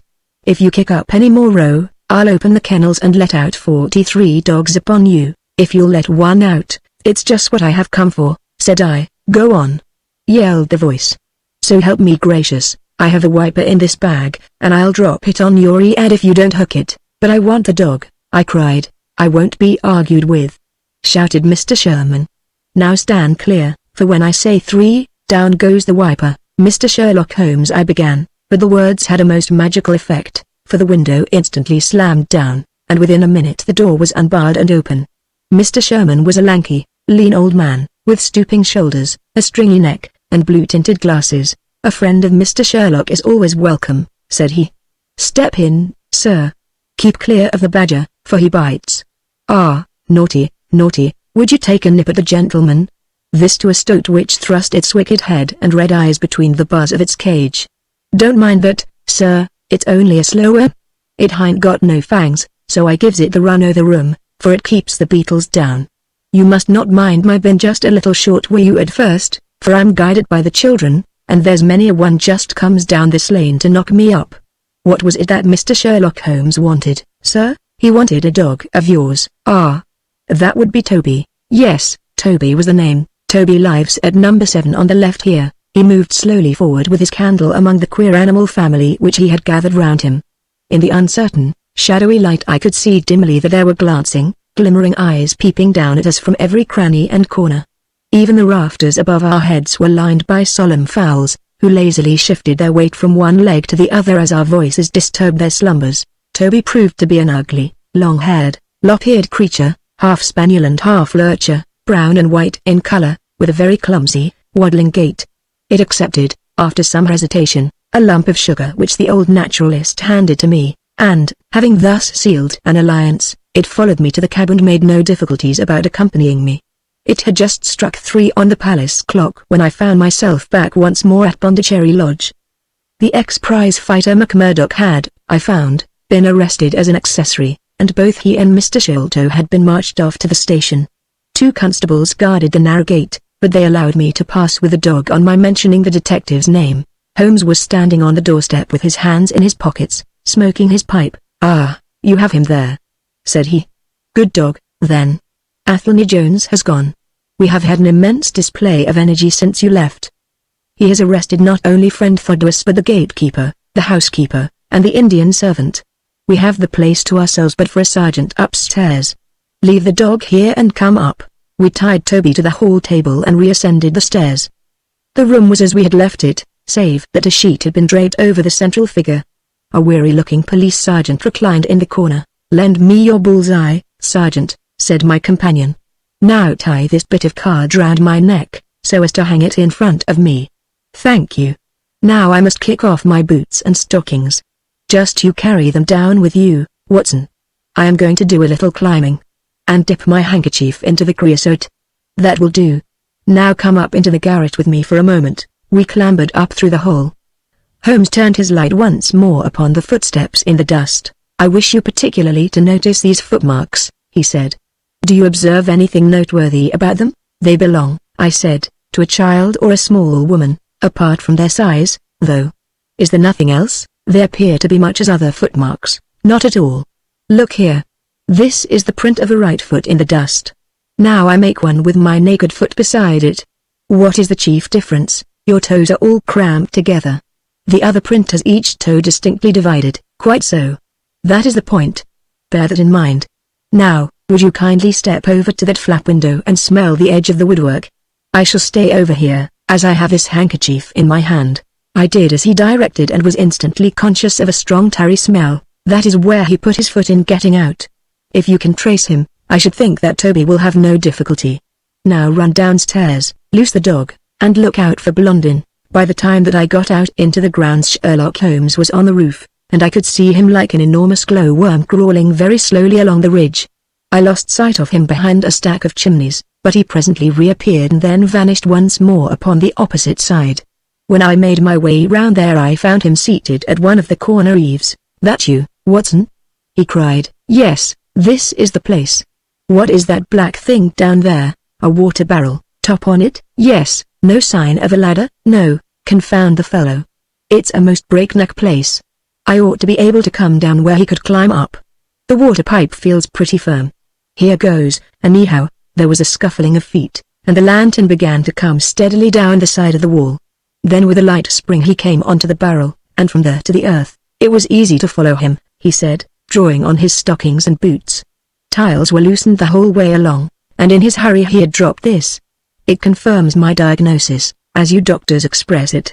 The object which he held up to me was a small pocket or pouch woven out of colored grasses and with a few tawdry beads strung round it. In shape and size it was not unlike a cigarette case. Inside were half a dozen spines of dark wood, sharp at one end and rounded at the other, like that which had struck Bartholomew Sholto. "They are hellish things," said he. "Look out that you don't prick yourself. I'm delighted to have them, for the chances are that they are all he has. There is the less fear of you or me finding one in our skin before long. I would sooner face a martini bullet, myself. Are you game for a 6-mile trudge, Watson?" "Certainly," I answered. "Your leg will stand it?" "Oh, yes, here you are, doggy. Good old Toby. Smell it, Toby, smell it." He pushed the creosote handkerchief under the dog's nose, while the creature stood with its fluffy legs separated, and with a most comical cock to its head, like a connoisseur sniffing the bouquet of a famous vintage. Holmes then threw the handkerchief to a distance, fastened a stout cord to the mongrel's collar, and led him to the foot of the water barrel. The creature instantly broke into a succession of high, tremulous yelps and, with his nose on the ground and his tail in the air, pattered off upon the trail at a pace which strained his leash and kept us at the top of our speed. The east had been gradually whitening, and we could now see some distance in the cold grey light. The square, massive house, with its black, empty windows and high, bare walls, towered up, sad and forlorn, behind us. Our course led right across the grounds, in and out among the trenches and pits with which they were scarred and intersected. The whole place, with its scattered dirt heaps and ill-grown shrubs, had a blighted, ill-omened look which harmonized with the black tragedy which hung over it. On reaching the boundary wall Toby ran along, whining eagerly, underneath its shadow, and stopped finally in a corner screened by a young beech. Where the two walls joined, several bricks had been loosened, and the crevices left were worn down and rounded upon the lower side, as though they had frequently been used as a ladder. Holmes clambered up, and taking the dog from me he dropped it over upon the other side. "There's the print of Woodenleg's hand," he remarked as I mounted up beside him. "You see the slight smudge of blood upon the white plaster. What a lucky thing it is that we have had no very heavy rain since yesterday. The scent will lie upon the road in spite of their 8 hours start." I confess that I had my doubts myself when I reflected upon the great traffic which had passed along the London road in the interval. My fears were soon appeased, however. Toby never hesitated or swerved but waddled on in his peculiar rolling fashion. Clearly the pungent smell of the creosote rose high above all other contending scents. "Do not imagine," said Holmes, "that I depend for my success in this case upon the mere chance of one of these fellows having put his foot in the chemical. I have knowledge now which would enable me to trace them in many different ways. This, however, is the readiest, and, since fortune has put it into our hands, I should be culpable if I neglected it. It has, however, prevented the case from becoming the pretty little intellectual problem which it at one time promised to be. There might have been some credit to be gained out of it but for this too palpable clue." "There is credit, and to spare," said I. "I assure you, Holmes, that I marvel at the means by which you obtain your results in this case even more than I did in the Jefferson Hope murder. The thing seems to me to be deeper and more inexplicable. How, for example, could you describe with such confidence the wooden-legged man?" "Sure, my dear boy. It was simplicity itself. I don't wish to be theatrical. It is all patent and above board. Two officers who are in command of a convict guard learn an important secret as to buried treasure. A map is drawn for them by an Englishman named Jonathan Small. You remember that we saw the name upon the chart in Captain Morstan's possession. He had signed it in behalf of himself and his associates, the sign of the four, as he somewhat dramatically called it. Aided by this chart, the officers, or one of them, gets the treasure and brings it to England, leaving, we will suppose, some condition under which he received it unfulfilled. Now, then, why did not Jonathan Small get the treasure himself? The answer is obvious. The chart is dated at a time when Morstan was brought into close association with convicts. Jonathan Small did not get the treasure because he and his associates were themselves convicts and could not get away, but this is mere speculation, said I. It is more than that. It is the only hypothesis which covers the facts. Let us see how it fits in with the sequel. Major Sholto remains at peace for some years, happy in the possession of his treasure. Then he receives a letter from India which gives him a great fright. What was that? A letter to say that the men whom he had wronged had been set free, or had escaped. That is much more likely, for he would have known what their term of imprisonment was. It would not have been a surprise to him. What does he do then? He guards himself against a wooden-legged man. A white man, mark you, for he mistakes a white tradesman for him and actually fires a pistol at him. Now, only one white man's name is on the chart. The others are Hindus or Mohammedans. There is no other white man. Therefore we may say with confidence that the wooden-legged man is identical with Jonathan Small. Does the reasoning strike you as being faulty? Number it is clear and concise. Well, now, let us put ourselves in the place of Jonathan Small. Let us look at it from his point of view. He comes to England with a double idea of regaining what he would consider to be his rights and of having his revenge upon the man who had wronged him. He found out where Sholto lived, and very possibly he established communications with someone inside the house. There is this butler, Lal Rao, whom we have not seen. Mrs. Bernstone gives him far from a good character. Small could not find out, however, where the treasure was hid, for no one ever knew save the Major and one faithful servant who had died. Suddenly Small learns that the Major is on his deathbed. Laying a frenzy lest the secret of the treasure die with him, he runs the gauntlet of the guards, makes his way to the dying man's window, and is only deterred from entering by the presence of his two sons. Mad with hate, however, against the dead man, he enters the room that night, searches his private papers in the hope of discovering some memorandum relating to the treasure, and finally leaves a memento of his visit in the short inscription upon the card.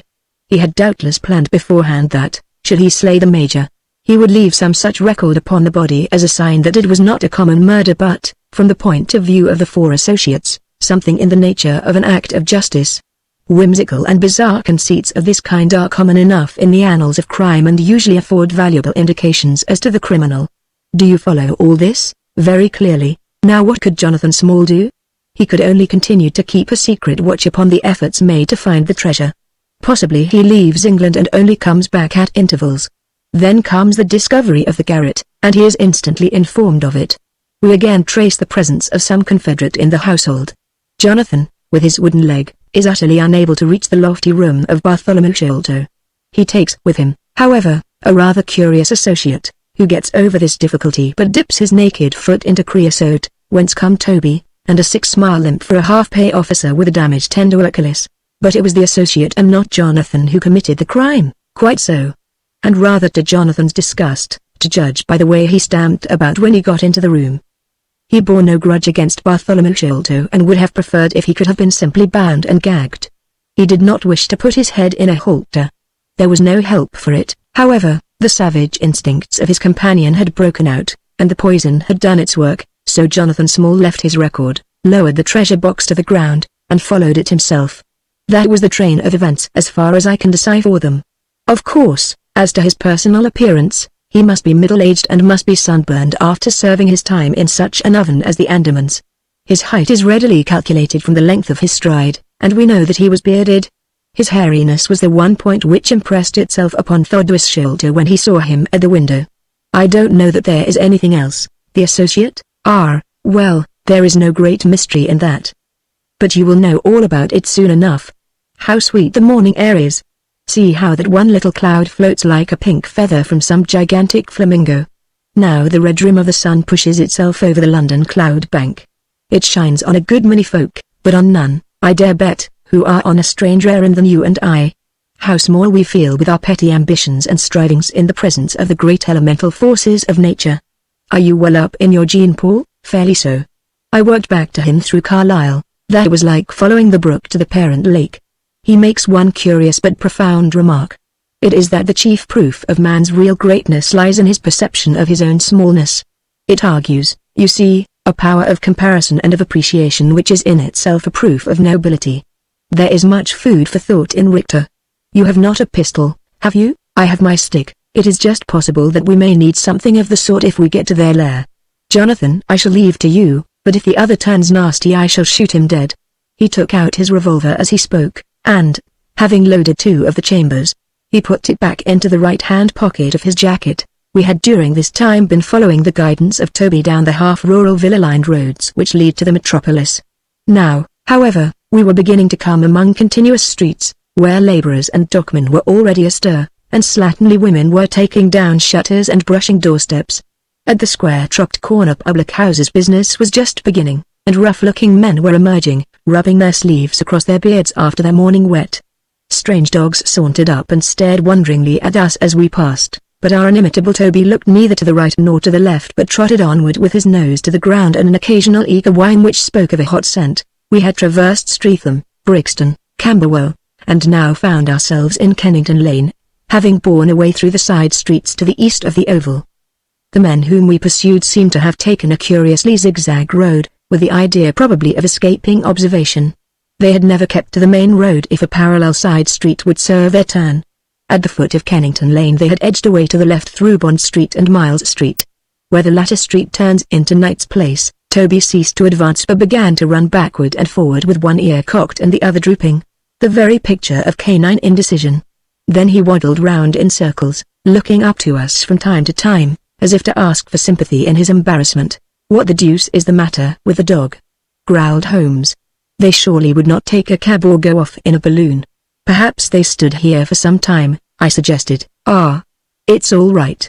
He's off again, said my companion in a tone of relief. He was indeed off, for after sniffing round again he suddenly made up his mind and darted away with an energy and determination such as he had not yet shown.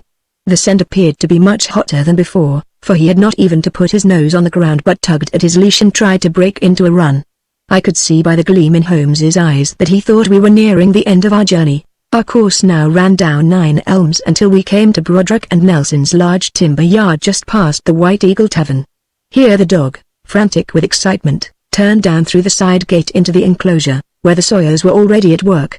On the dog raced through sawdust and shavings, down an alley, round a passage, between 2 wood piles, and finally, with a triumphant yelp, sprang upon a large barrel which still stood upon the hand trolley on which it had been brought. With lolling tongue and blinking eyes Toby stood upon the cask, looking from one to the other of us for some sign of appreciation. The staves of the barrel and the wheels of the trolley were smeared with a dark liquid, and the whole air was heavy with the smell of creosote. Sherlock Holmes and I looked blankly at each other and then burst simultaneously into an uncontrollable fit of laughter. Chapter 8. The Baker Street Irregulars. What now? I asked. Toby has lost his character for infallibility. He acted according to his lights, said Holmes, lifting him down from the barrel and walking him out of the timber yard. If you consider how much creosote is carted about London in one day, it is no great wonder that our trail should have been crossed. It is much used now, especially for the seasoning of wood. Poor Toby is not to blame. We must get on the main scent again, I suppose. Yes. And, fortunately, we have no distance to go. Evidently what puzzled the dog at the corner of Knight's Place was that there were 2 different trails running in opposite directions. We took the wrong one. It only remains to follow the other. There was no difficulty about this. On leading Toby to the place where he had committed his fault, he cast about in a wide circle and finally dashed off in a fresh direction. We must take care that he does not now bring us to the place where the creosote barrel came from, I observed. I had thought of that. But you notice that he keeps on the pavement, whereas the barrel passed down the roadway. No, we are on the true scent now. It tended down towards the riverside, running through Belmont Place and Princes Street. At the end of Broad Street it ran right down to the water's edge, where there was a small wooden wharf. Toby led us to the very edge of this and stood whining, looking out on the dark current beyond. We are out of luck, said Holmes. They have taken to a boat here. Several small punts and skiffs were lying about in the water and on the edge of the wharf. We took Toby round to each in turn, but though he sniffed earnestly he made no sign. Close to the rude landing stage was a small brick house, with a wooden placard slung out through the second window. Mordecai Smith was printed across it in large letters, and, underneath, boats to hire by the hour or day. A second inscription above the door informed us that a steam launch was kept, a statement which was confirmed by a great pile of coke upon the jetty. Sherlock Holmes looked slowly round, and his face assumed an ominous expression. "This looks bad," said he. "These fellows are sharper than I expected. They seem to have covered their tracks. There has, I fear, been preconcerted management here." He was approaching the door of the house, when it opened, and a little curly-headed lad of 6 came running out, followed by a stoutish, red-faced woman with a large sponge in her hand. "You come back and be washed, Jack," she shouted. "Come back, you young imp, for if your father comes home and finds you like that he'll let us hear of it, dear little chap," said Holmes strategically. "What a rosy-cheeked young rascal. Now, Jack, is there anything you would like?" The youth pondered for a moment. "I'd like a shilling," said he. "Nothing you would like better?" "I'd like 2 shillin' better," the prodigy answered after some thought. "Here you are, then. Catch, a fine child, Mrs. Smith. Lord bless you, sir, he is that, and forward. He gets almost too much for me to manage, especially when my man is away days at a time." "Away, is he?" said Holmes in a disappointed voice. "I am sorry for that, for I wanted to speak to Mr. Smith. He's been away since yesterday morning, sir, and, truth to tell, I'm beginning to feel frightened about him. But if it was about a boat, sir, maybe I could serve as well. I wanted to hire his steam launch." "Why, bless you, sir, it is in the steam launch that he has gone. That's what puzzles me, for I know there ain't more coals in her than would take her to about Woolwich and back. If he's been away in the barge I'd ha' thought nothing, for many a time a job has taken him as far as Gravesend, and then if there was much doing he might ha' stayed over. But what good is a steam launch without coals? He might have bought some at a wharf down the river." "He might, sir, but it weren't his way. Many a time I've heard him call out at the prices they charge for a few odd bags. Besides, I don't like that wooden-legged man, with his ugly face and outlandish talk. What did he want always knocking about here for?" "A wooden-legged man?" said Holmes with bland surprise. "Yes, sir, a brown, monkey-faced chap that's called more'n once for my old man.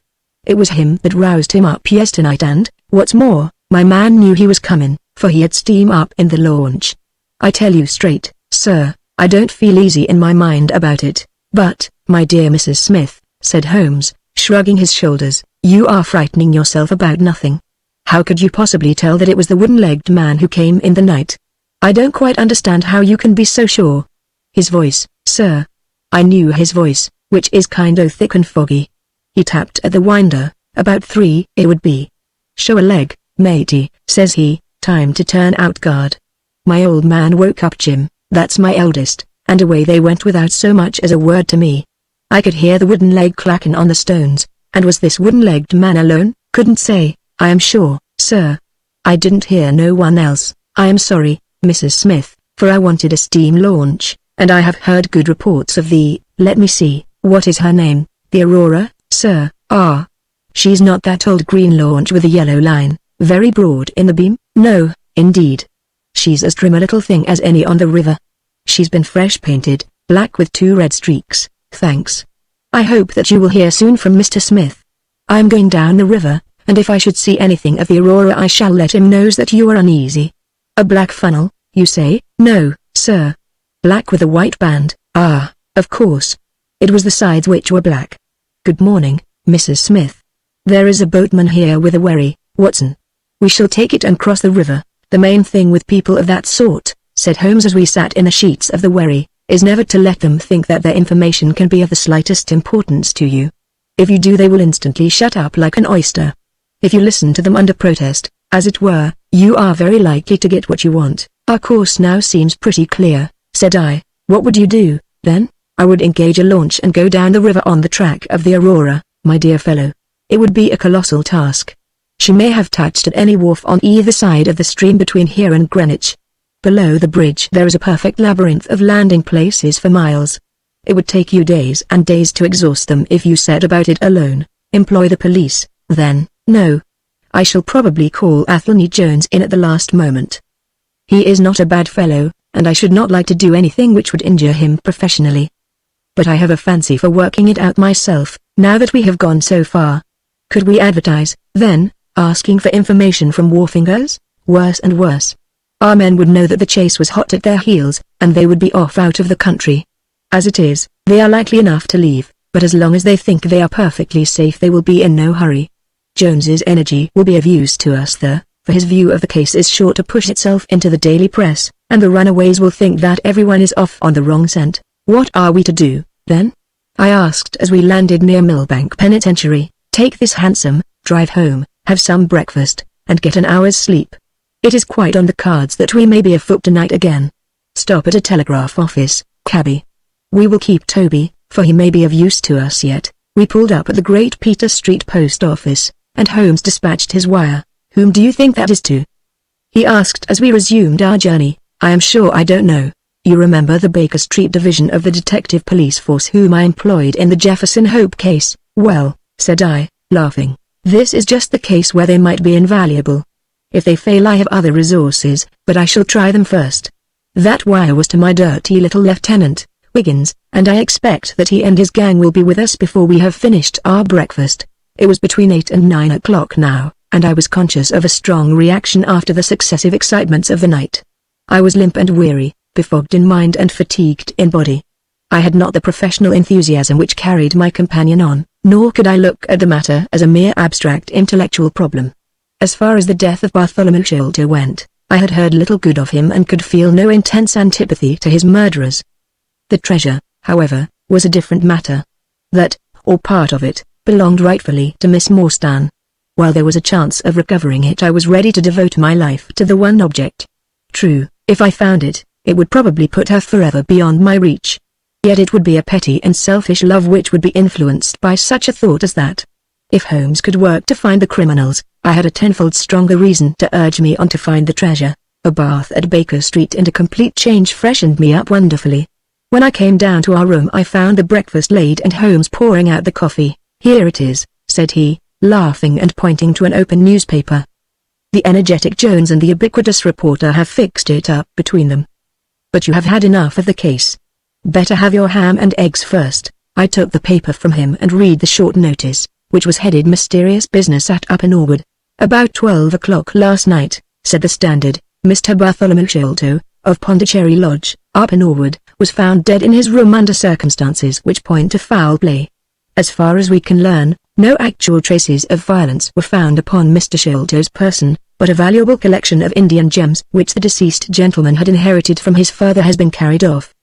The discovery was first made by Mr. Sherlock Holmes and Dr. Watson, who had called at the house with Mr. Thaddeus Sholto, brother of the deceased. By a singular piece of good fortune, Mr. Athelney Jones, the well-known member of the detective police force, happened to be at the Norwood police station and was on the ground within half an hour of the first alarm.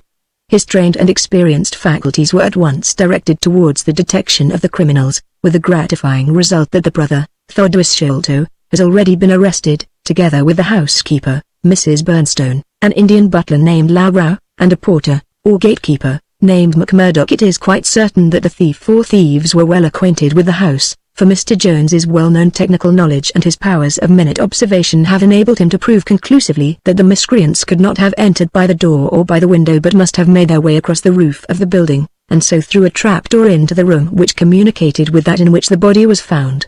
This fact, which has been very clearly made out, proves conclusively that it was no mere haphazard burglary. The prompt and energetic action of the officers of the law shows the great advantage of the presence on such occasions of a single vigorous and masterful mind. We cannot but think that it supplies an argument to those who would wish to see our detectives more decentralized, and so brought into closer and more effective touch with the cases which it is their duty to investigate. Isn't it gorgeous? Said Holmes, grinning over his coffee cup. What do you think of it? I think that we have had a close shave ourselves of being arrested for the crime. So do I. I wouldn't answer for our safety now if he should happen to have another of his attacks of energy. At this moment there was a loud ring at the bell, and I could hear Mrs. Hudson, our landlady, raising her voice in a wail of expostulation and dismay. By heavens, Holmes, I said, half rising, I believe that they are really after us. No, it's not quite so bad as that. It is the unofficial force, the Baker Street irregulars. As he spoke, there came a swift pattering of naked feet upon the stairs, a clatter of high voices, and in rushed a dozen dirty and ragged little street Arabs. There was some show of discipline among them, despite their tumultuous entry, for they instantly drew up in line and stood facing us with expectant faces. One of their number, taller and older than the others, stood forward with an air of lounging superiority which was very funny in such a disreputable little scarecrow. "Got your message, sir," said he, and brought him on sharp. "3 bob and a tanner for tickets." "Here you are," said Holmes, producing some silver. "In future they can report to you, Wiggins, and you to me. I cannot have the house invaded in this way. However, it is just as well that you should all hear the instructions.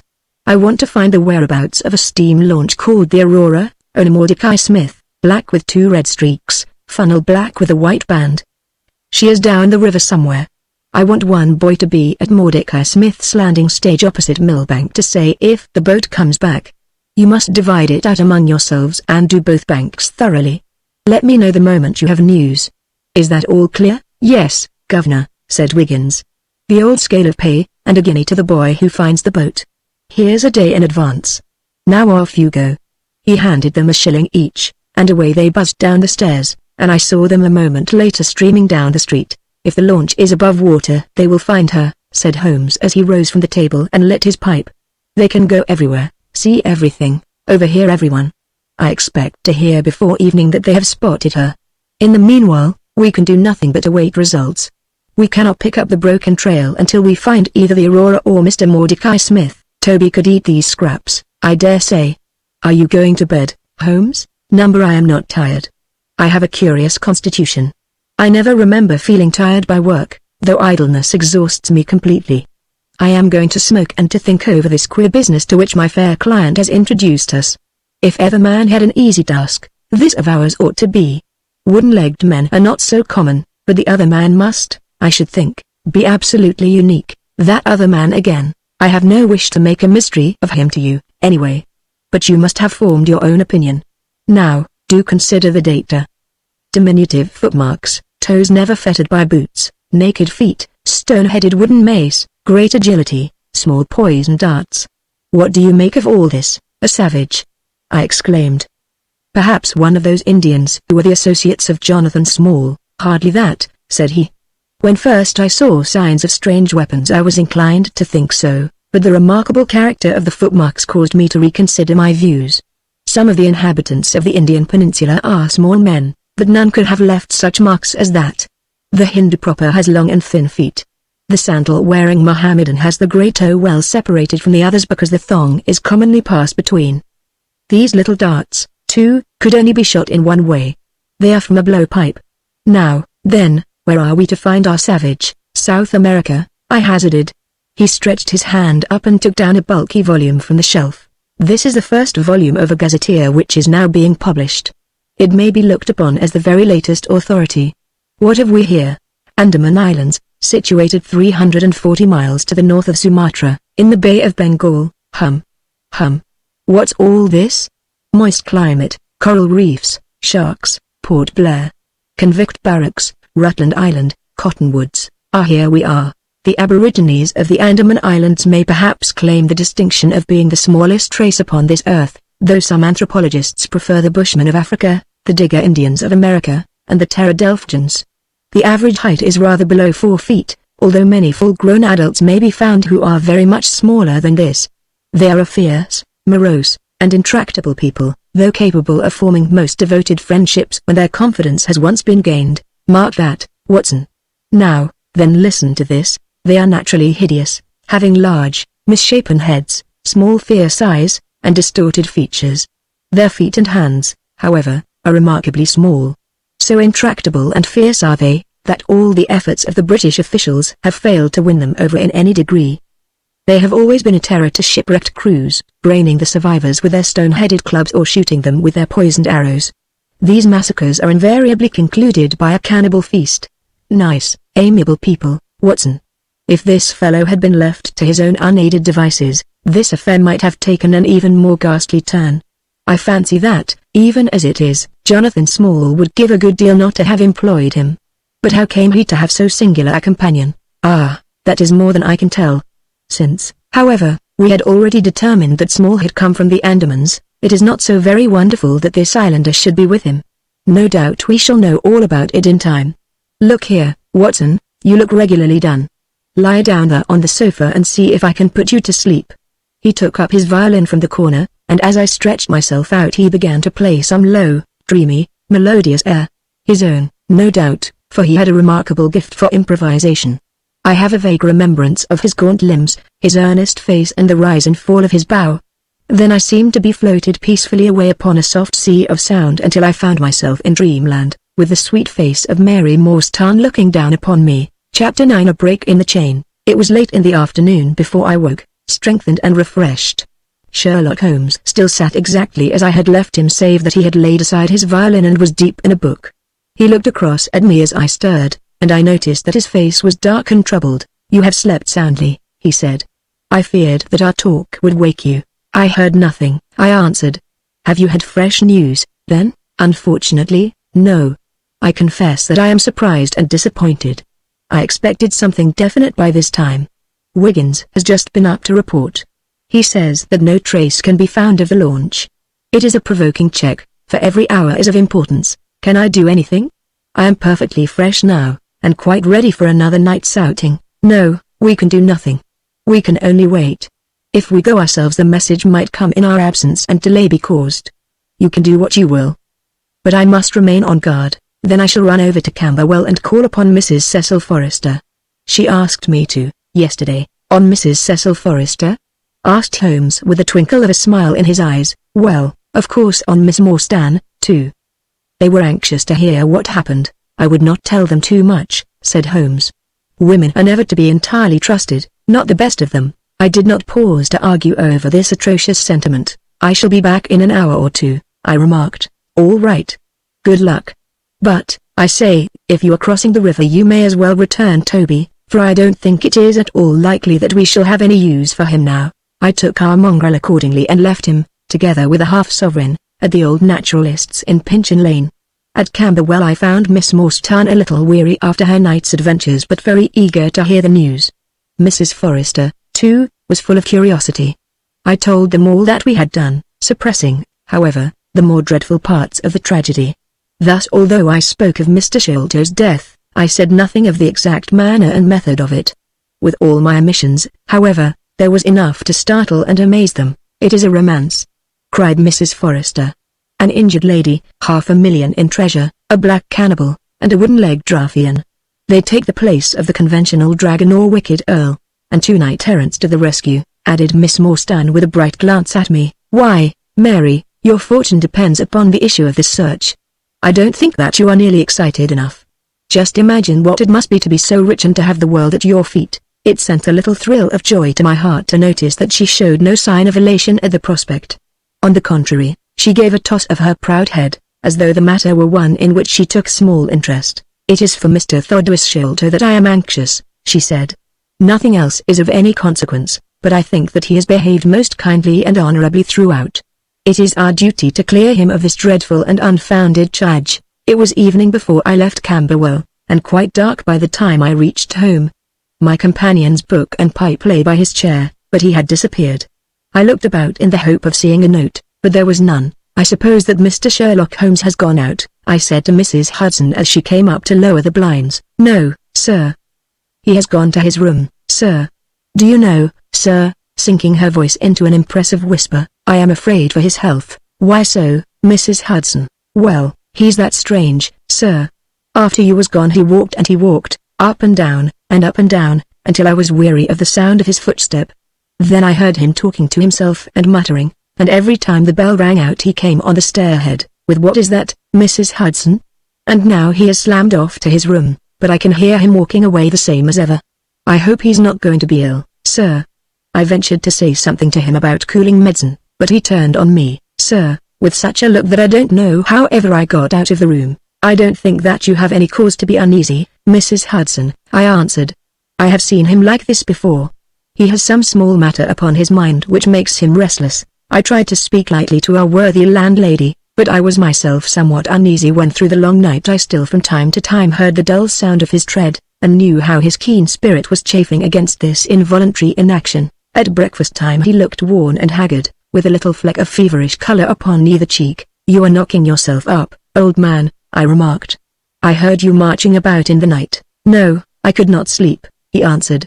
This infernal problem is consuming me.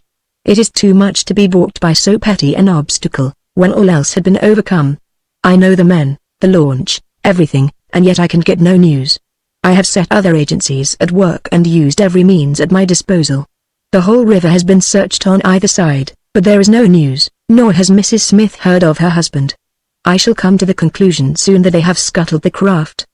But there are objections to that, or that Mrs. Smith has put us on a wrong scent. No, I think that may be dismissed. I had inquiries made, and there is a launch of that description. Could it have gone up the river? I have considered that possibility, too, and there is a search party who will work up as far as Richmond. If no news comes today I shall start off myself tomorrow and go for the men rather than the boat.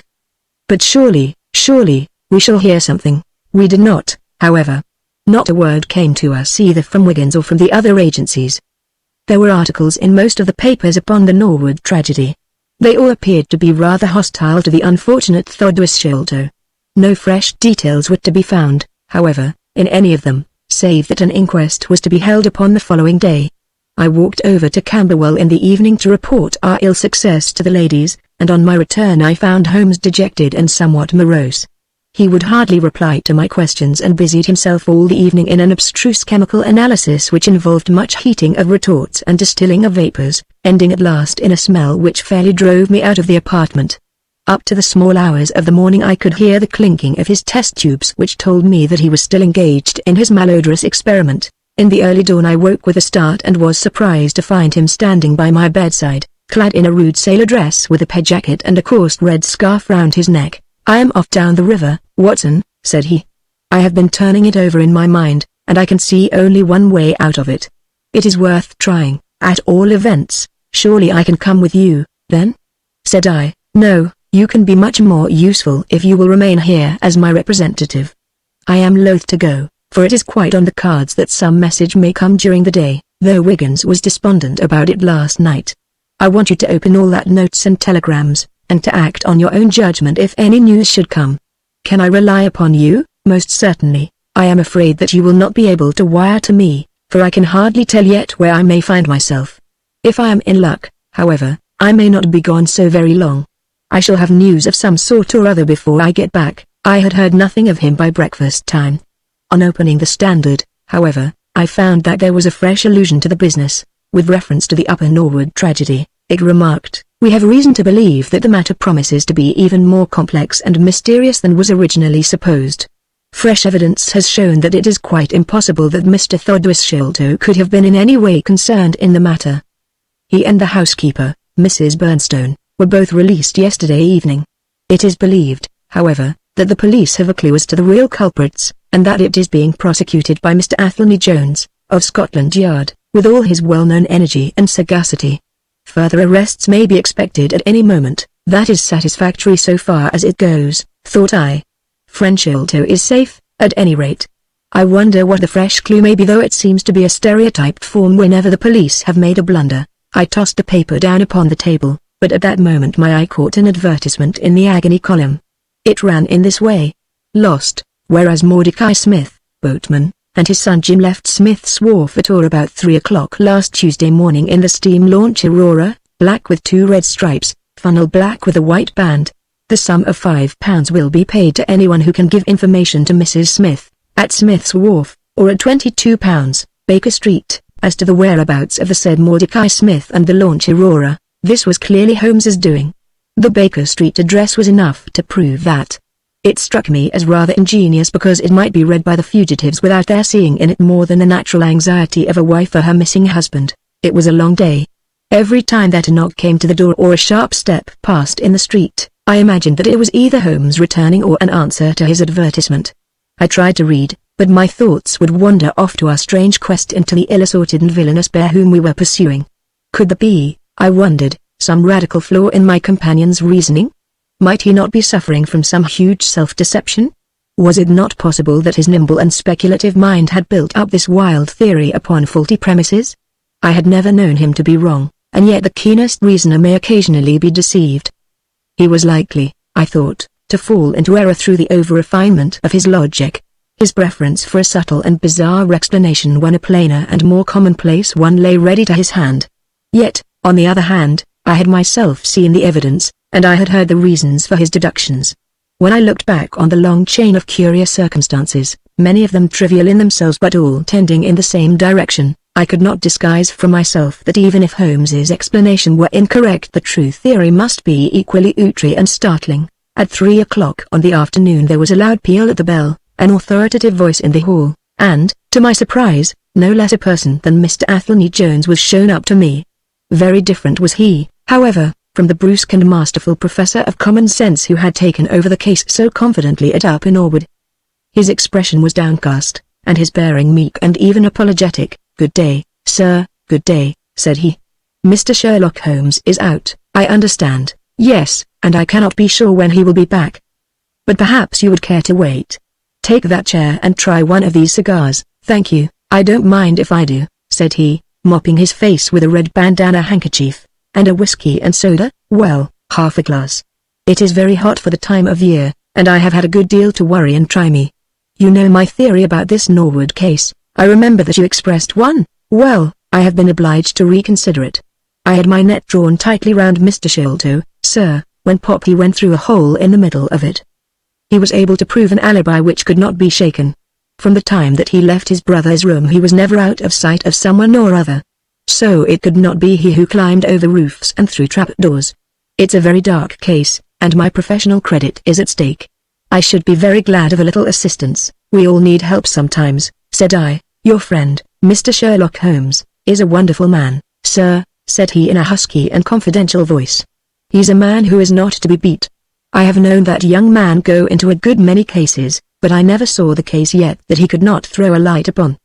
He is irregular in his methods and a little quick perhaps in jumping at theories, but, on the whole, I think he would have made a most promising officer, and I don't care who knows it. I have had a wire from him this morning, by which I understand that he has got some clue to this Sholto business. Here is his message." He took the telegram out of his pocket and handed it to me.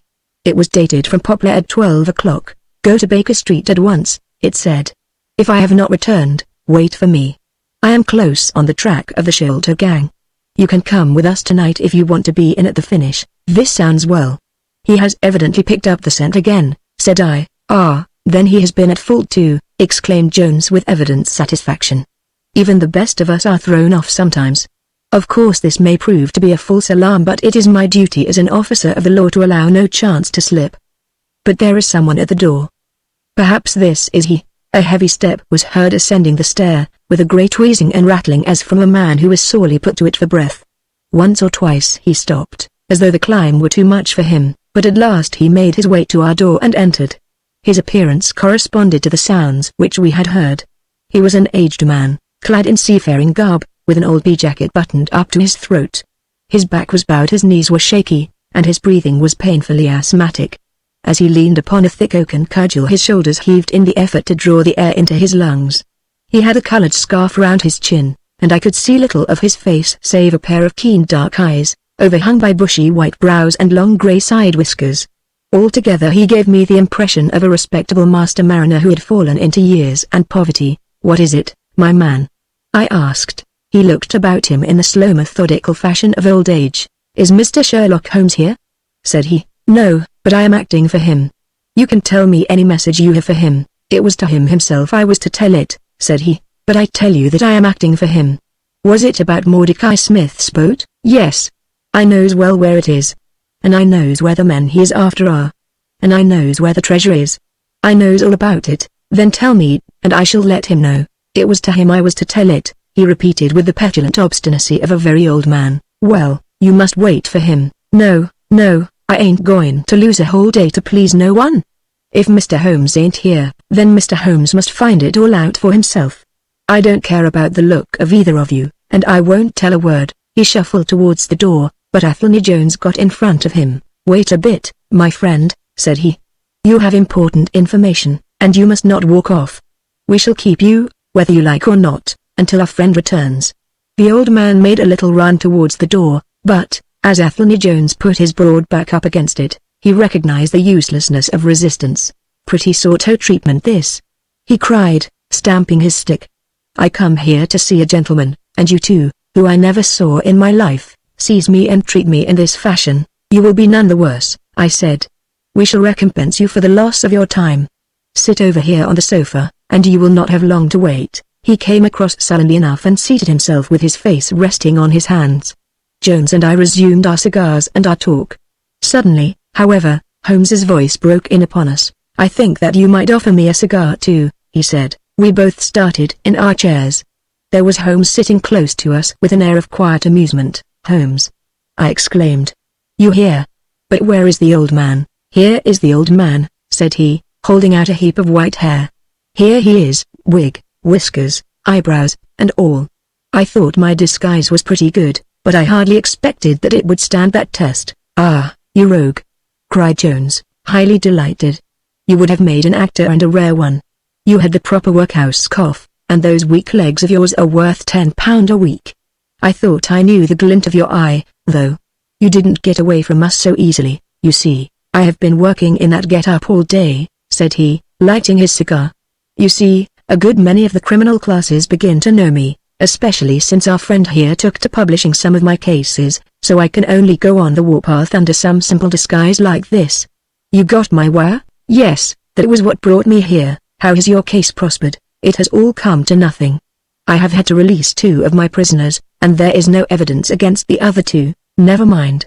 We shall give you 2 others in the place of them. But you must put yourself under my orders. You are welcome to all the official credit, but you must act on the lines that I point out. Is that agreed?" "Entirely, if you will help me to the men." "Well, then, in the first place I shall want a fast police boat, a steam launch, to be at the Westminster Stairs at 7 o'clock. That is easily managed. There is always one about there, but I can step across the road and telephone to make sure. Then I shall want 2 staunch men in case of resistance. There will be 2 or 3 in the boat. What else? When we secure men we shall get the treasure. I think that it would be a pleasure to my friend here to take the box round to the young lady to whom half of it rightfully belongs. Let her be the first to open it." Watson, it would be a great pleasure to me." "Rather an irregular proceeding," said Jones, shaking his head. "However, the whole thing is irregular, and I suppose we must wink at it. The treasure must afterwards be handed over to the authorities until after the official investigation." "Certainly. That is easily managed. One other point. I should much like to have a few details about this matter from the lips of Jonathan Small himself. You know I like to work the details of my cases out. There is no objection to my having an unofficial interview with him, either here in my rooms or elsewhere, as long as he is efficiently guarded." "Well, you are master of the situation. I have had no proof yet of the existence of this Jonathan Small. However, if you can catch him, I don't see how I can refuse you an interview with him." "That is understood, then, perfectly. Is there anything else?" "Only that I insist upon your dining with us. It will be ready in half an hour. I have oysters and a brace of grouse, with something a little choice in white wines. Watson, you have never yet recognized my merits as a housekeeper." Chapter 10 The End of the Islander. Our meal was a merry one. Holmes could talk exceedingly well when he chose, and that night he did choose. He appeared to be in a state of nervous exultation. I have never known him so brilliant. He spoke on a quick succession of subjects, on miracle plays, on medieval pottery, on Stradivarius violins, on the Buddhism of Ceylon, and on the warships of the future, handling each as though he had made a special study of it. His bright humor marked the reaction from his black depression of the preceding days. Athelney Jones proved to be a sociable soul in his hours of relaxation and faced his dinner with the air of a bon vivant. For myself, I felt elated at the thought that we were nearing the end of our task, and I caught something of Holmes's gaiety. None of us alluded during dinner to the cause which had brought us together. When the cloth was cleared, Holmes glanced at his watch and filled up 3 glasses with port. "One bumper," said he, "to the success of our little expedition. And now it is high time we were off. Have you a pistol, Watson?" "I have my old service revolver in my desk." "You had best take it, then. It is well to be prepared. I see that the cab is at the door. I ordered it for 6:30. It was a little past 7 before we reached the Westminster Wharf and found our launch awaiting us." Holmes eyed it critically. "Is there anything to mark it as a police boat?" "Yes, that green lamp at the side." "Then take it off." The small change was made, we stepped on board, and the ropes were cast off. Jones, Holmes, and I sat in the stern. There was one man at the rudder, one to tend the engines, and 2 burly police inspectors forward. "Where to?" asked Jones. "To the tower. Tell them to stop opposite to Jacobson's yard." Our craft was evidently a very fast one. We shot past the long lines of loaded barges as though they were stationary. Holmes smiled with satisfaction as we overhauled a river steamer and left her behind us. "We ought to be able to catch anything on the river," he said. "Well, hardly that. But there are not many launches to beat us. We shall have to catch the Aurora, and she has a name for being a clipper. I will tell you how the land lies, Watson. You recollect how annoyed I was at being balked by so small a thing?" "Yes, well, I gave my mind a thorough rest by plunging into a chemical analysis. One of our greatest statesmen has said that a change of work is the best rest. So it is. When I had succeeded in dissolving the hydrocarbon which I was at work at, I came back to our problem of the shelters, and thought the whole matter out again. My boys had been up the river and down the river without result. The launch was not at any landing stage or wharf, nor had it returned. Yet it could hardly have been scuttled to hide their traces, though that always remained as a possible hypothesis if all else failed. I knew that this man Small had a certain degree of low cunning, but I did not think him capable of anything in the nature of delicate finesse. That is usually a product of higher education. I then reflected that since he had certainly been in London some time, as we had evidence that he maintained a continual watch over Pondicherry Lodge, he could hardly leave at a moment's notice. I would need some little time, if it were only a day, to arrange his affairs. That was the balance, or probability. "At any rate, it seems to me to be a little weak," said I. "It is more probable that he had arranged his affairs before ever he set out upon his expedition." "No, I hardly think so. This lair of his would be too valuable a retreat in case of need for him to give it up until he was sure that he could do without it." But a second consideration struck me. Jonathan Small must have felt that the peculiar appearance of his companion, however much he may have top-coated him, would give rise to gossip, and possibly be associated with this Norwood tragedy. He was quite sharp enough to see that. They had started from their headquarters under cover of darkness, and he would wish to get back before it was broad light. Now, it was past 3 o'clock, according to Mrs. Smith, when they got the boat. It would be quite bright, and people would be about in an hour or so. Therefore, I argued, they did not go very far. They paid Smith well to hold his tongue, reserved his launch for the final escape, and hurried to their lodgings with the treasure box. In a couple of nights, when they had time to see what view the papers took, and whether there was any suspicion, they would make their way under cover of darkness to some ship at Gravesend or in the Downs, where no doubt they had already arranged for passages to America or the colonies. But the launch? They could not have taken that to their lodgings. Quite so. L argued that the launch must be no great way off, in spite of its invisibility. I then put myself in the place of Small and looked at it as a man of his capacity would. He would probably consider that to send back the launch or to keep it at a wharf would make pursuit easy if the police did happen to get on his track. How, then, could he conceal the launch and yet have her at hand when wanted? I wondered what I should do myself if I were in his shoes. I could only think of one way of doing it. I might hand the launch over to some boat builder or repairer, with directions to make a trifling change in her. She would then be removed to his shed or yard, and so be effectually concealed, while at the same time I could have her at a few hours' notice. That seems simple enough. It is just these very simple things which are extremely liable to be overlooked.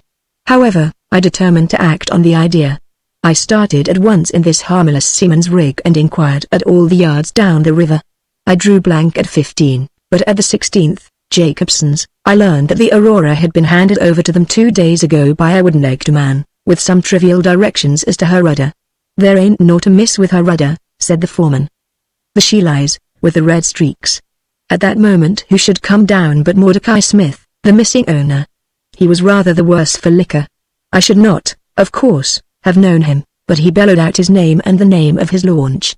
"I want her tonight at 8 o'clock, said he. 8 o'clock sharp, mind, for I have 2 gentlemen who won't be kept waiting. They had evidently paid him well, for he was very flush of money, chucking shillings about to the men. I followed him some distance, but he subsided into an alehouse, so I went back to the yard, and, happening to pick up one of my boys on the way, I stationed him as a sentry over the launch. He is to stand at the water's edge and wave his handkerchief to us when they start. We shall be lying off in the stream, and it will be a strange thing if we do not take men, treasure, and all. You have planned it all very neatly, whether they are the right men or not," said Jones, "but if the affair were in my hands I should have had a body of police in Jacobson's yard and arrested them when they came down, which would have been never. This man Small is a pretty shrewd fellow. He would send a scout on ahead, and if anything made him suspicious he would lie snug for another week, "But you might have stuck to Mordecai Smith, and so been led to their hiding place," said I. "In that case I should have wasted my day. I think that it is 100 to 1 against Smith knowing where they live. As long as he has liquor and good pay, why should he ask questions? They sent him messages what to do. No, I thought over every possible course, and this is the best." While this conversation had been proceeding, we had been shooting the long series of bridges which spanned the Thames. As we passed the city, the last rays of the sun were gilding the cross upon the summit of St. Paul's. It was twilight before we reached the tower. "That is Jacobson's Yard," said Holmes, pointing to a bristle of masts and rigging on the Surrey side. "Cruise gently up and down here under cover of this string of lighters." He took a pair of night glasses from his pocket and gazed some time at the shore. "I see my sentry at his post," he remarked, "but no sign of a handkerchief." "Suppose we go downstream a short way and lie in wait for them," said Jones eagerly. We were all eager by this time, even the policemen and stokers, who had a very vague idea of what was going forward. "We have no right to take anything for granted," Holmes answered.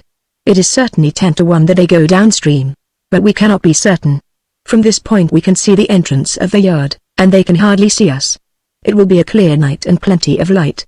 We must stay where we are. See how the folk swarm over yonder in the gaslight. They are coming from work in the yard, dirty-looking rascals, but I suppose everyone has some little immortal spark concealed about him. You would not think it, to look at them. There is no a priori probability about it. A strange enigma is man. Someone calls him a soul concealed in an animal," I suggested. "Winwood Reade is good upon the subject," said Holmes.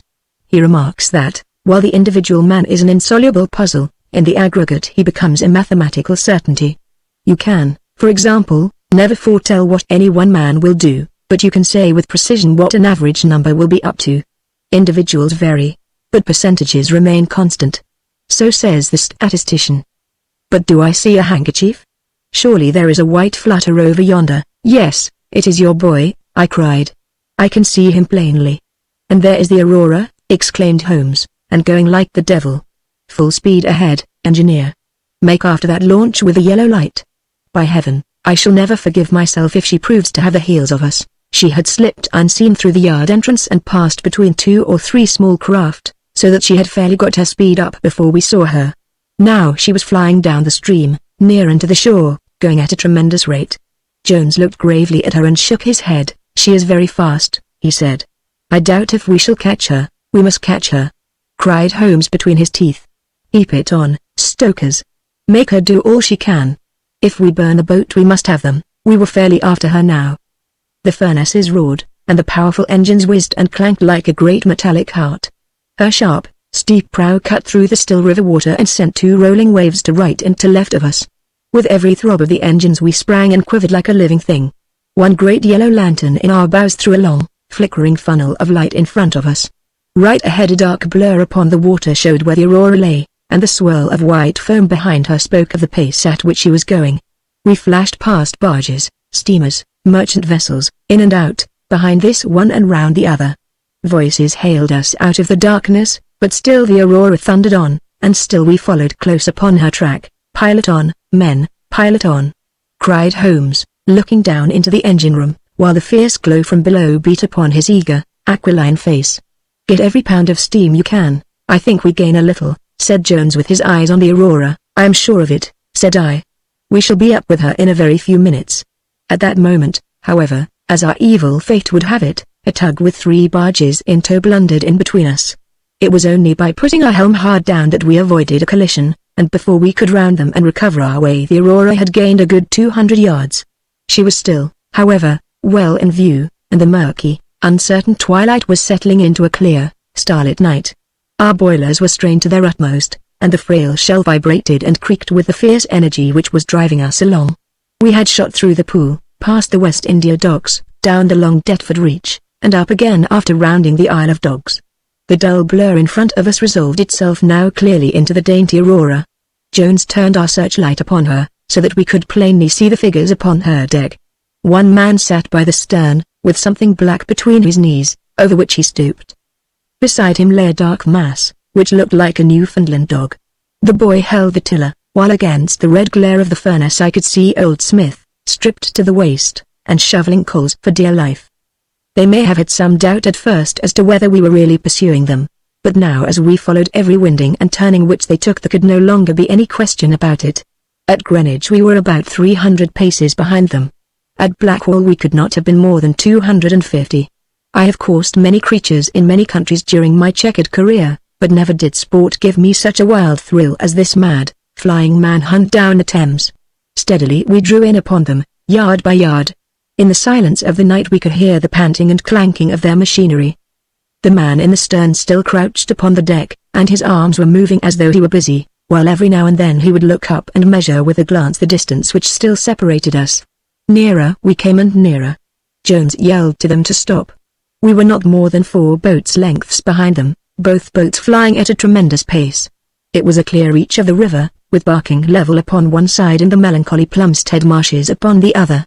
At our hail the man in the stern sprang up from the deck and shook his 2 clenched fists at us, cursing the while in a high, cracked voice. He was a good-sized, powerful man, and as he stood poising himself with legs astride I could see that from the thigh downward there was but a wooden stump upon the right side.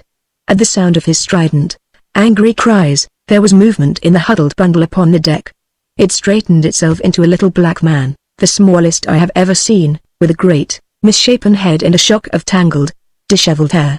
Holmes had already drawn his revolver, and I whipped out mine at the sight of this savage, distorted creature. He was wrapped in some sort of dark ulster or blanket, which left only his face exposed, but that face was enough to give a man a sleepless night. Never have I seen features so deeply marked with all bestiality and cruelty. His small eyes glowed and burned with a somber light, and his thick lips were writhed back from his teeth, which grinned and chattered at us with half-animal fury. "Fire if he raises his hand," said Holmes quietly. We were within a boat's length by this time, and almost within touch of our quarry. I can see the 2 of them now as they stood, the white man with his legs far apart, shrieking out curses, and the unhallowed dwarf with his hideous face, and his strong yellow teeth gnashing at us in the light of our lantern. It was well that we had so clear a view of him. Even as we looked he plucked out from under his covering a short, round piece of wood, like a school ruler, and clapped it to his lips. Our pistols rang out together. He whirled round, threw up his arms and, with a kind of choking cough, fell sideways into the stream. I caught one glimpse of his venomous, menacing eyes amid the white swirl of the waters.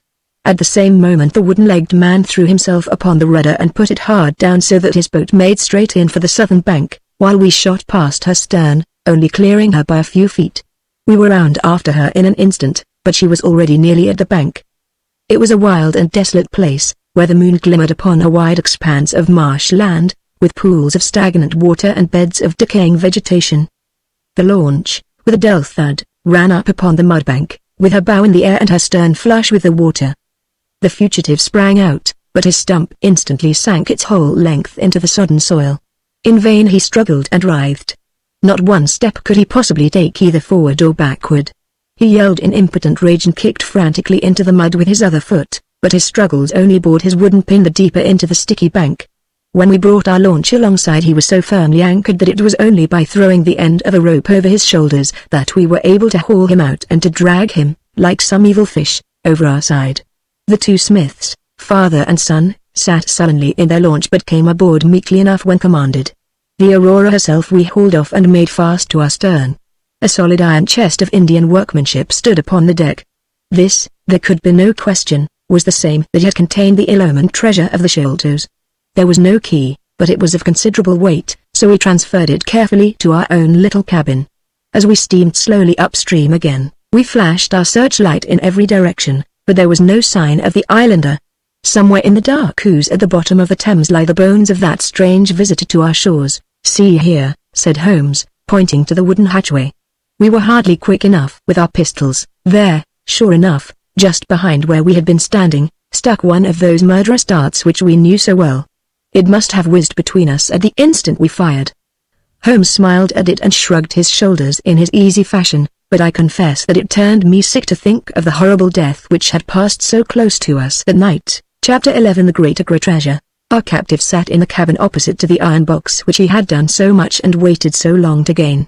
He was a sunburned reckless-eyed fellow, with a network of lines and wrinkles all over his mahogany features, which told of a hard, open-air life.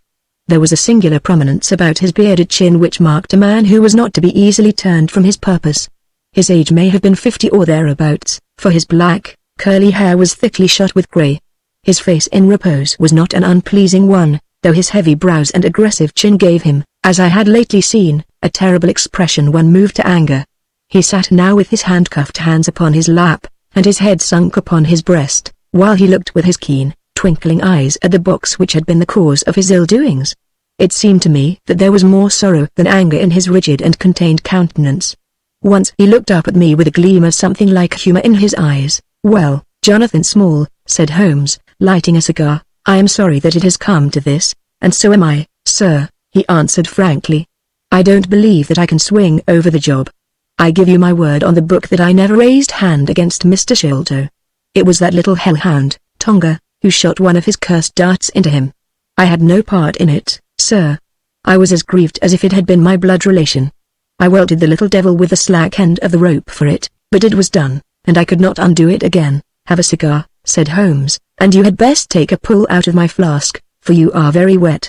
How could you expect so small and weak a man as this black fellow to overpower Mr. Sholto and hold him while you were climbing the rope? You seem to know as much about it as if you were there, sir." "The truth is that I hoped to find the room clear. I knew the habits of the house pretty well, and it was the time when Mr. Sholto usually went down to his supper. I shall make no secret of the business. The best defense that I can make is just the simple truth. Now, if it had been the old Major, I would have swung for him with a light heart. I would have thought no more of knifing him than of smoking this cigar. But it's cursed hard that I should be lagged over this young Sholto, with whom I had no quarrel whatever. You are under the charge of Mr. Athelney Jones, of Scotland Yard. He is going to bring you up to my rooms, and I shall ask you for a true account of the matter. You must make a clean breast of it, for if you do I hope that I may be of use to you.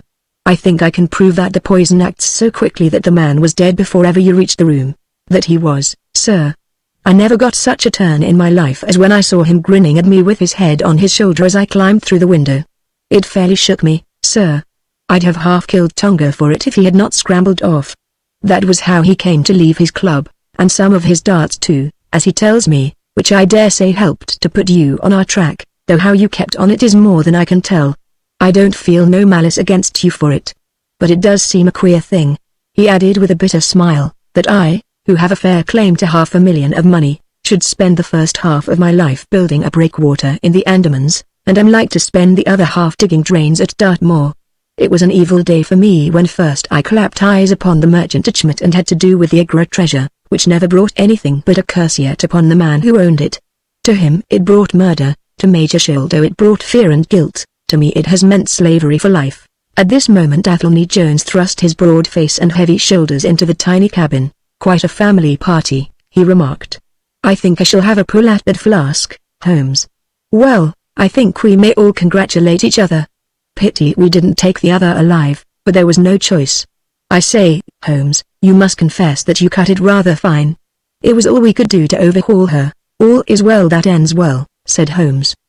"But I certainly did not know that the Aurora was such a clipper. Smith says she is one of the fastest launches on the river, and that if he had had another man to help him with the engines we should never have caught her."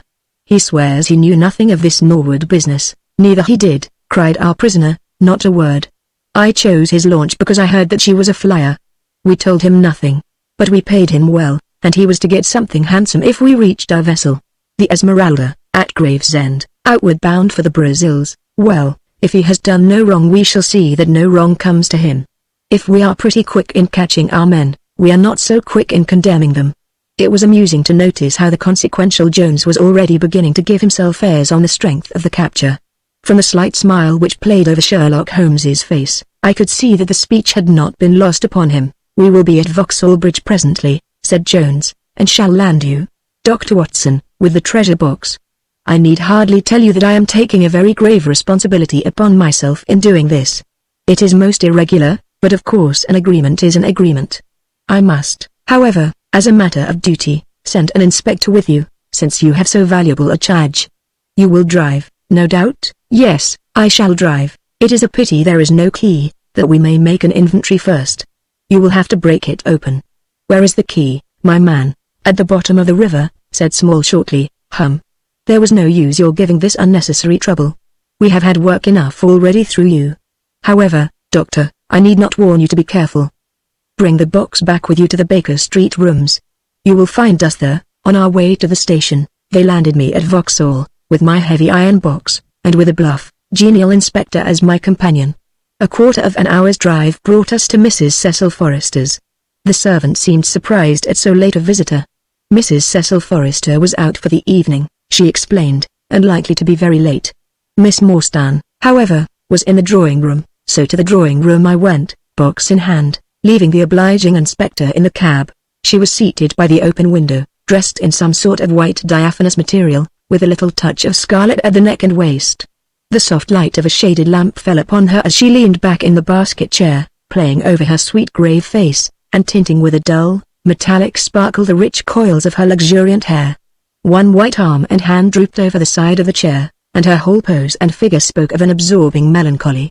At the sound of my footfall she sprang to her feet, however, and a bright flush of surprise and of pleasure colored her pale cheeks. "I heard a cab drive up," she said. "I thought that Mrs. Forrester had come back very early, but I never dreamed that it might be you. What news have you brought me?" "I have brought something better than news," said I, putting down the box upon the table and speaking jovially and boisterously, though my heart was heavy within me. "I have brought you something which is worth all the news in the world. I have brought you a fortune." She glanced at the iron box. "Is that the treasure then?" she asked, coolly enough. "Yes, this is the great treasure. Half of it is yours and half is Thudwishelto's. You will have a couple of 100,000 each. Think of that. An annuity of £10,000. There will be few richer young ladies in England.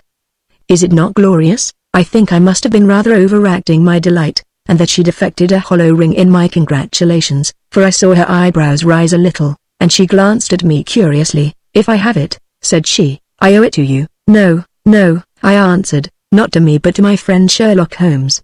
With all the will in the world, I could never have followed up a clue which has taxed even his analytical genius. As it was, we very nearly lost it at the last moment. Pray sit down and tell me all about it."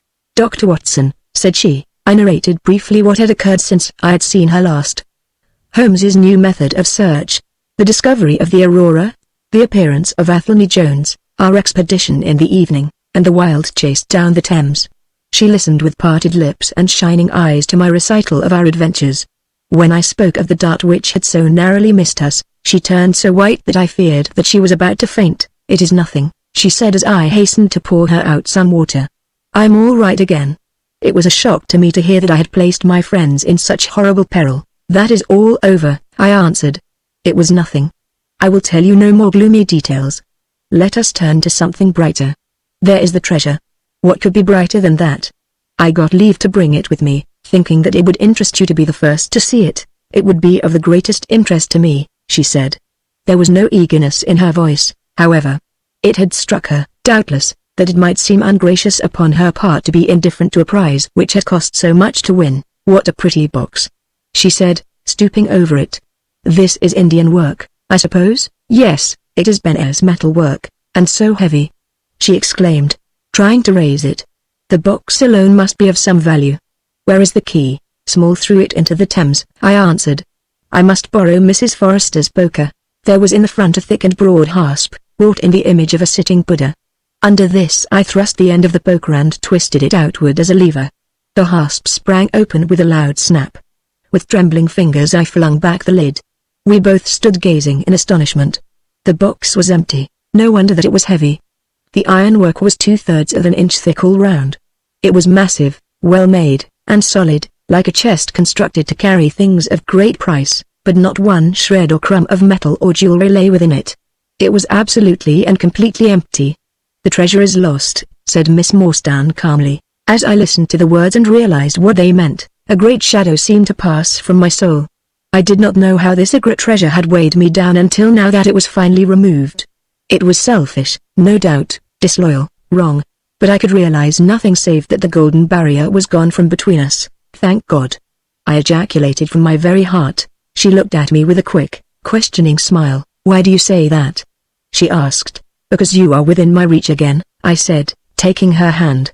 She did not withdraw it. "Because I love you, Mary, as truly as ever a man loved a woman. Because this treasure, these riches, sealed my lips. Now that they are gone I can tell you how I love you. That is why I said, thank God." "Then I say thank God, too," she whispered as I drew her to my side. Whoever had lost a treasure, I knew that night that I had gained one. Chapter 12 The Strange Story of Jonathan Small. A very patient man was that inspector in the cab, for it was a weary time before I rejoined him.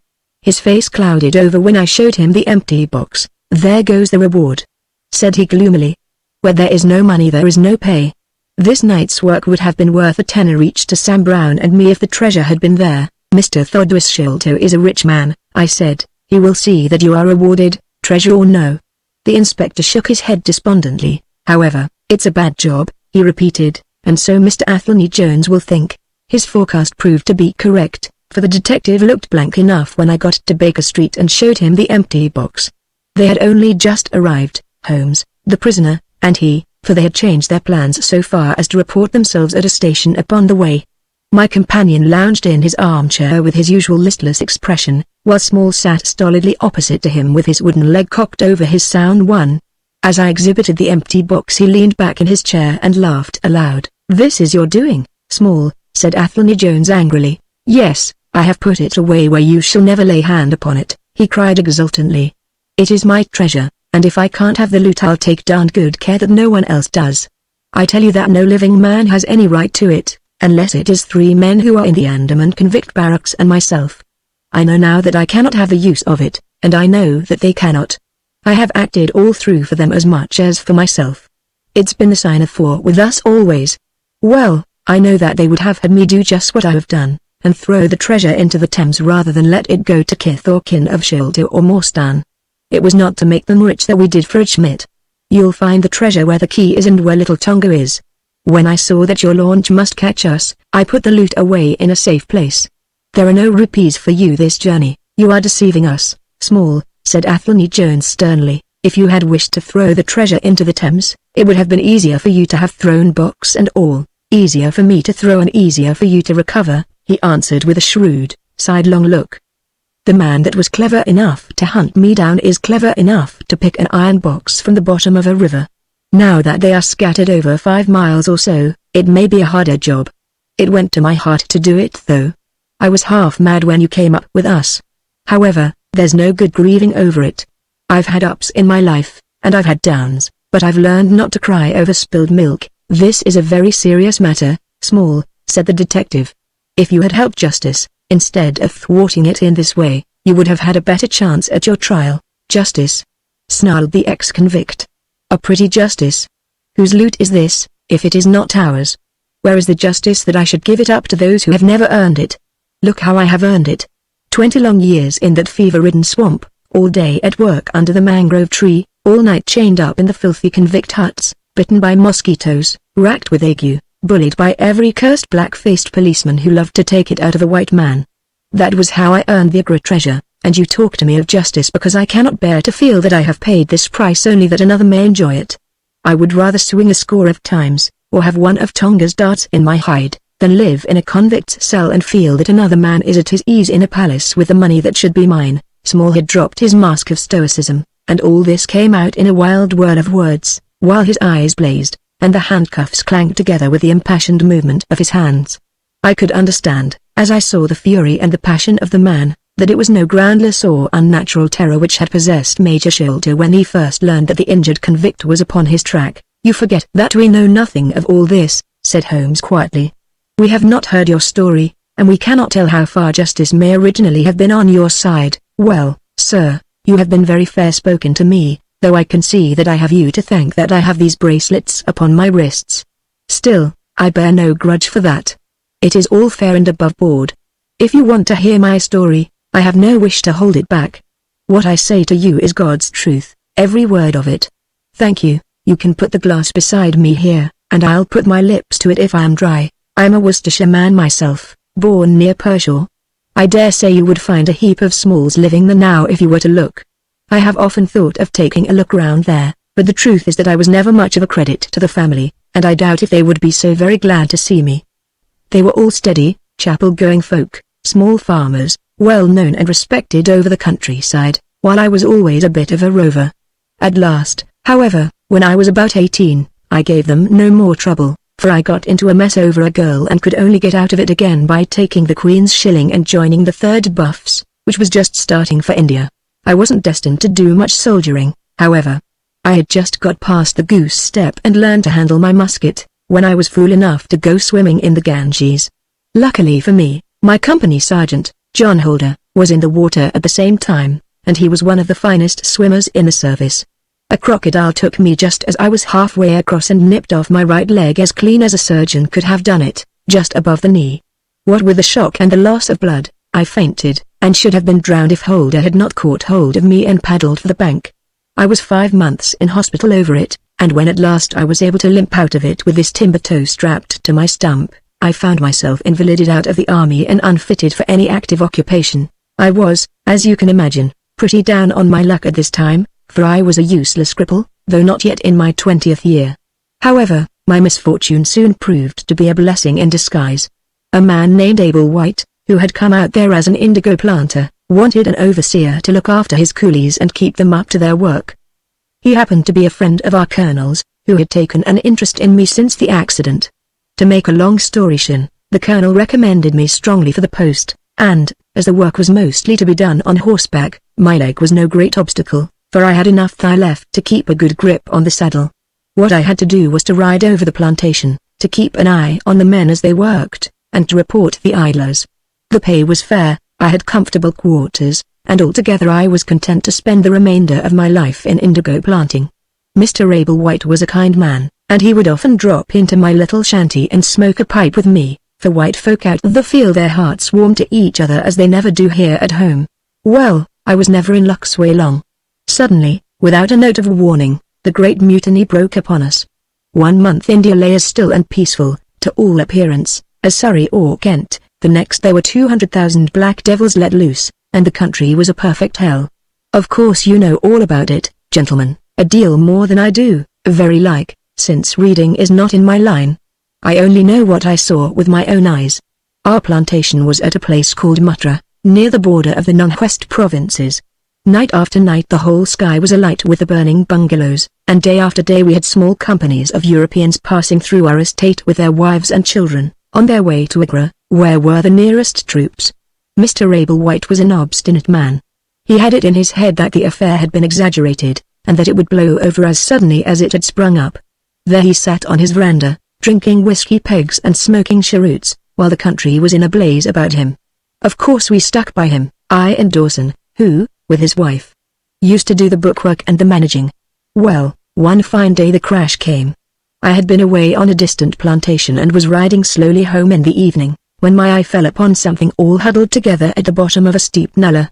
I rode down to see what it was, and the cold struck through my heart when I found it was Dawson's wife, all cut into ribbons, and half eaten by jackals and native dogs. A little further up the road Dawson himself was lying on his face, quite dead, with an empty revolver in his hand, and 4 sepoys lying across each other in front of him. I reined up my horse, wondering which way I should turn, but at that moment I saw thick smoke curling up from Abel White's bungalow and the flames beginning to burst through the roof. I knew then that I could do my employer no good, but would only throw my own life away if I meddled in the matter. From where I stood I could see hundreds of the black fiends, with their red coats still on their backs, dancing and howling round the burning house. Some of them pointed at me, and a couple of bullets sang past my head, so I broke away across the paddy fields, and found myself late at night safe within the walls at Agra. As it proved, however, there was no great safety there, either. The whole country was up like a swarm of bees. Wherever the English could collect in little bands they held just the ground that their guns commanded. Everywhere else they were helpless fugitives. It was a fight of the millions against the hundreds, and the cruelest part of it was that these men that we fought against, foot, horse, and gunners, were our own picked troops, whom we had taught and trained, handling our own weapons and blowing our own bugle calls. At Agra there were the 3rd Bengal Fusiliers, some Sikhs, 2 troops of horse, and a battery of artillery. A volunteer corps of clerks and the merchants had been formed, and this I joined, wooden leg and all. We went out to meet the rebels at Shahganj early in July, and we beat them back for a time, but our powder gave out, and we had to fall back upon the city. Nothing but the worst news came to us from every side, which is not to be wondered at, for if you look at the map you will see that we were right in the heart of it. Lucknow is rather better than 100 miles to the east, and Cawnpur about as far to the south. From every point on the compass there was nothing but torture and murder and outrage. The city of Agra is a great place, swarming with fanatics and fierce devil worshippers of all sorts. A handful of men were lost among the narrow, winding streets. Our leader moved across the river, therefore, and took up his position in the old fort of Agra. I don't know if any of you gentlemen have ever read or heard anything of that old fort. It is a very queer place, the queerest that ever I was in, and I have been in some rum corners, too. First of all, it is enormous in size.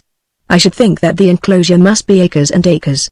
There is a modern part, which took all our garrison, women, children, stores, and everything else, with plenty of room over.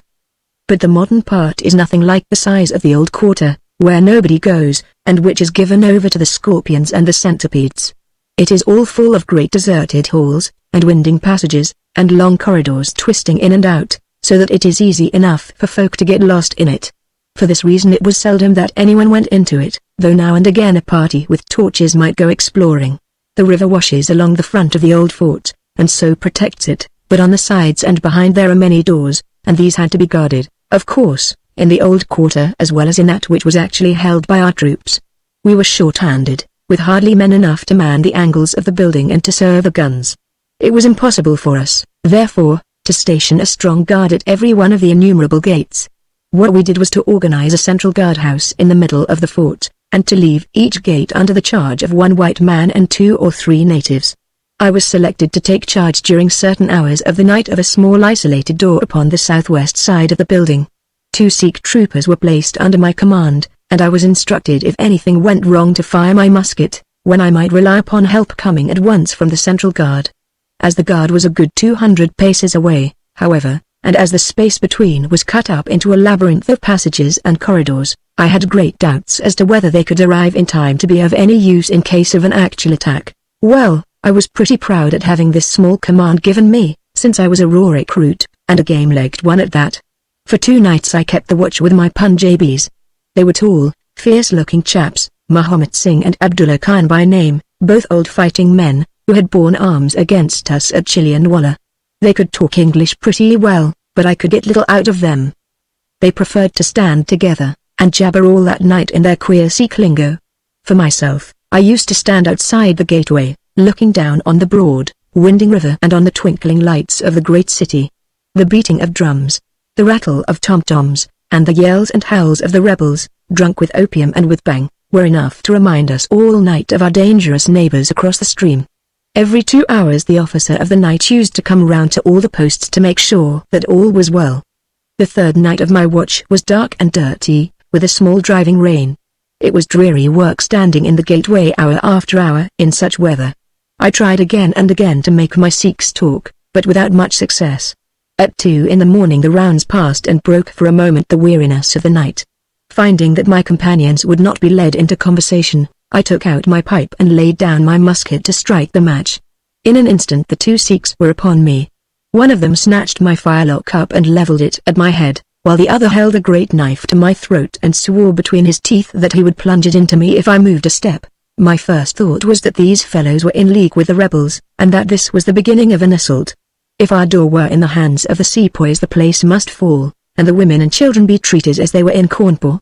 Maybe you gentlemen think that I am just making out a case for myself, but I give you my word that when I thought of that, though I felt the point of the knife at my throat, I opened my mouth with the intention of giving a scream, if it was my last one, which might alarm the main guard. The man who held me seemed to know my thoughts, for, even as I braced myself to it, he whispered, "Don't make a noise. The fort is safe enough. There are no rebel dogs on this side of the river." There was the ring of truth in what he said, and I knew that if I raised my voice I was a dead man. I could read it in the fellow's brown eyes. I waited, therefore, in silence, to see what it was that they wanted from me. "Listen to me, Sahib," said the taller and fiercer of the pair, the one whom they called Abdullah Khan. "You must either be with us now, or you must be silenced forever. The thing is too great a one for us to hesitate. Either you are heart and soul with us on your oath on the cross of the Christians, or your body this night shall be thrown into the ditch, and we shall pass over to our brothers in the rebel army. There is no middle way. Which is it to be, death or life? We can only give you 3 minutes to decide, for the time is passing, and all must be done before the rounds come again." "How can I decide?" said I. "You have not told me what you want of me. But I tell you now that if it is anything against the safety of the fort I will have no truck with it, so you can drive home your knife and welcome. It is nothing against the fort," said he. "We only ask you to do that which your countrymen come to this land for. We ask you to be rich. If you will be one of us this night, we will swear to you upon the naked knife, and by the threefold oath which no Sikh was ever known to break, that you shall have your fair share of the loot. A quarter of the treasure shall be yours." We can say no fairer. "But what is the treasure then?" I asked. "I am as ready to be rich as you can be if you will but show me how it can be done." "You will swear, then," said he, "by the bones of your father, by the honor of your mother, by the cross of your faith, to raise no hand and speak no word against us, either now or afterwards." "I will swear it," I answered, "provided that the fort is not endangered. Then my comrade and I will swear that you shall have a quarter of the treasure which shall be equally divided among the four of us." "There are but three," said I. "No, Dust Akbar must have his share. We can tell the tale to you while we wait them. Do you stand at the gate, Muhammad Singh, and give notice of their coming?" "The things stand thus, Sahib, and I tell it to you because I know that an oath is binding upon a Ferengi, and that we may trust you. Had you been a lying Hindu, though you had sworn by all the gods in their false temples, your blood would have been upon the knife and your body in the water. But the Sikh knows the Englishman, and the Englishman knows the Sikh. Hearken, then, to what I have to say. There is a Raja in the northern provinces who has much wealth, though his lands are small. Much has come to him from his father, and more still he has set by himself, for he is of a low nature and hoards his gold rather than spend it. When the troubles broke out he would be friends both with the lion and the tiger, with the sepoy and with the company's Raj.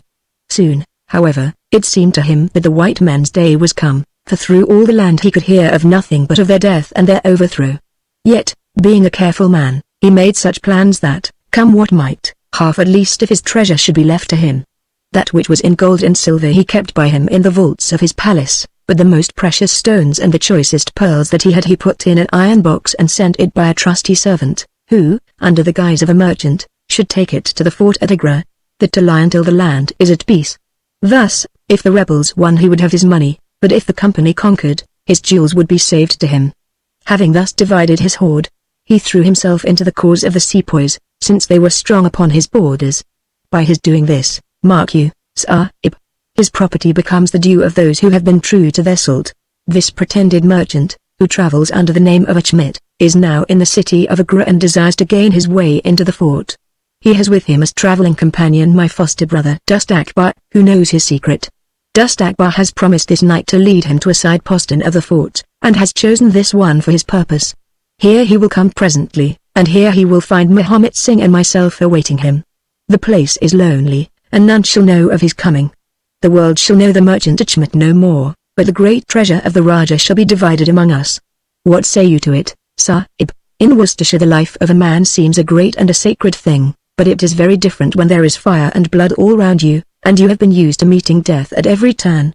Whether Achmet the merchant lived or died was a thing as light as air to me, but at the talk about the treasure my heart turned to it, and I thought of what I might do in the old country with it, and how my folk would stare when they saw their ne'er-do-well coming back with his pockets full of gold moidors.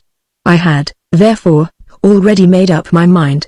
Abdullah Khan, however, thinking that I hesitated, pressed the matter more closely. "Consider, Sahib," said he, "that if this man is taken by the commandant he will be hung or shot, and his jewels taken by the government, so that no man will be a rupee the better for them. Now, since we do the taking of him, why should we not do the rest as well? The jewels will be as well with us as in the company's coffers. There will be enough to make every one of us rich men and great chiefs.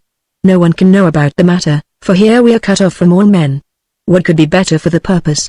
Say again, then, Sahib, whether you are with us, or if we must look upon you as an enemy." "I am with you heart and soul," said I. "It is well," he answered, handing me back my firelock. "You see that we trust you, for your word, like ours, is not to be broken. We have now only to wait for my brother and the merchant." "Does your brother know, then, of what you will do?" I asked. "The plan is his. He has devised it. We will go to the gate and share the watch with Muhammad Singh." The rain was still falling steadily, for it was just the beginning of the wet season. Brown, heavy clouds were drifting across the sky, and it was hard to see more than a stone cast. A deep moat lay in front of our door, but the water was in places nearly dried up, and it could easily be crossed. It was strange to me to be standing there with those two wild Punjabis waiting for the man who was coming to his death. Suddenly my eye caught the glint of a shaded lantern at the other side of the moat. It vanished among the mound heaps, and then appeared again coming slowly in our direction. "Here they are," I exclaimed. "You will challenge him, Sahib, as usual," whispered Abdullah.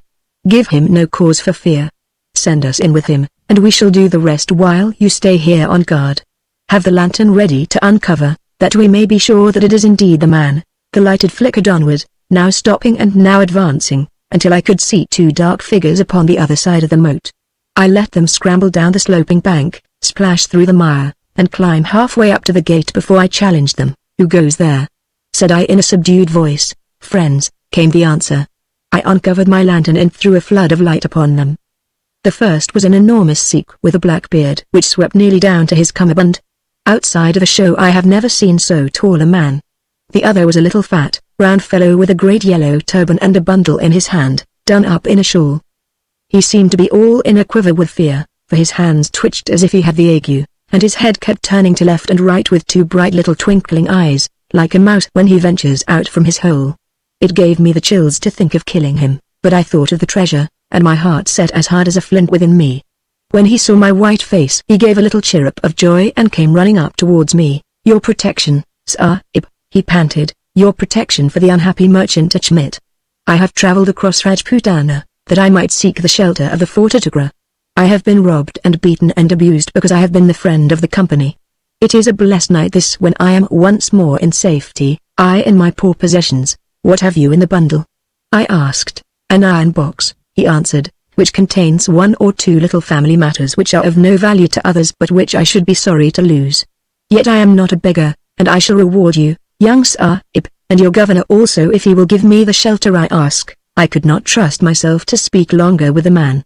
The more I looked at his fat, frightened face, the harder did it seem that we should slay him in cold blood. It was best to get it over. "Take him to the main guard," said I. The two Sikhs closed in upon him on each side, and the giant walked behind, while they marched in through the dark gateway.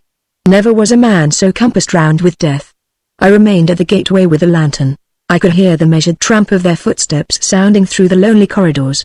Suddenly it ceased, and I heard voices and a scuffle, with the sound of blows. A moment later there came, to my horror, a rush of footsteps coming in my direction, with a loud breathing of a running man. I turned my lantern down the long straight passage, and there was the fat man, running like the wind, with a smear of blood across his face, and close at his heels, bounding like a tiger, the great black-bearded Sikh, with a knife flashing in his hand. I have never seen a man run so fast as that little merchant. He was gaining on the Sikh, and I could see that if he once passed me and got to the open air he would save himself yet. My heart softened to him, but again the thought of his treasure turned me hard and bitter.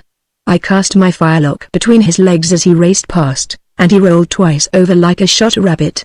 Ere he could stagger to his feet the Sikh was upon him and buried his knife twice in his side. The man never uttered moan nor moved muscle but lay where he had fallen. I think myself that he may have broken his neck with the fall. You see, gentlemen, that I am keeping my promise. I am telling you every word of the business just exactly as it happened, whether it is in my favor or not. He stopped and held out his manacled hands for the whiskey and water which Holmes had brewed for him. For myself, I confess that I had now conceived the utmost horror of the man, not only for this cold-blooded business in which he had been concerned but even more for the somewhat flippant and careless way in which he narrated it. Whatever punishment was in store for him, I felt that he might expect no sympathy from me. Sherlock Holmes and Jones sat with their hands upon their knees, deeply interested in the story but with the same disgust written upon their faces. He may have observed it, for there was a touch of defiance in his voice and manner as he proceeded. "It was all very bad, no doubt," said he. "I should like to know how many fellows in my shoes would have refused a share of this loot when they knew that they would have their throats cut for their pains. Besides, it was my life or his when once he was in the fort.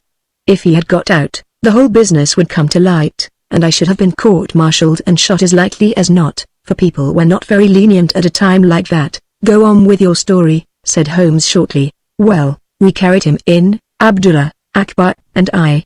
A fine weight he was, too, for all that he was so short. Muhammad Singh was left to guard the door. We took him to a place which the Sikhs had already prepared. It was some distance off, where a winding passage leads to a great empty hall, the brick walls of which were all crumbling to pieces. The earth floor had sunk in at one place, making a natural grave, so we left Achmit the merchant there, having first covered him over with loose bricks. This done, We all went back to the treasure. It lay where he had dropped it when he was first attacked. The box was the same which now lies open upon your table. A key was hung by a silken cord to that carved handle upon the top.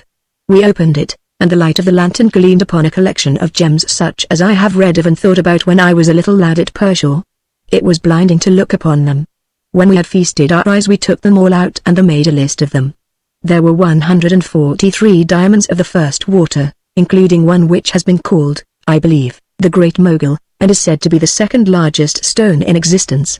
Then there were 97 very fine emeralds, and 170 rubies, some of which, however, were small.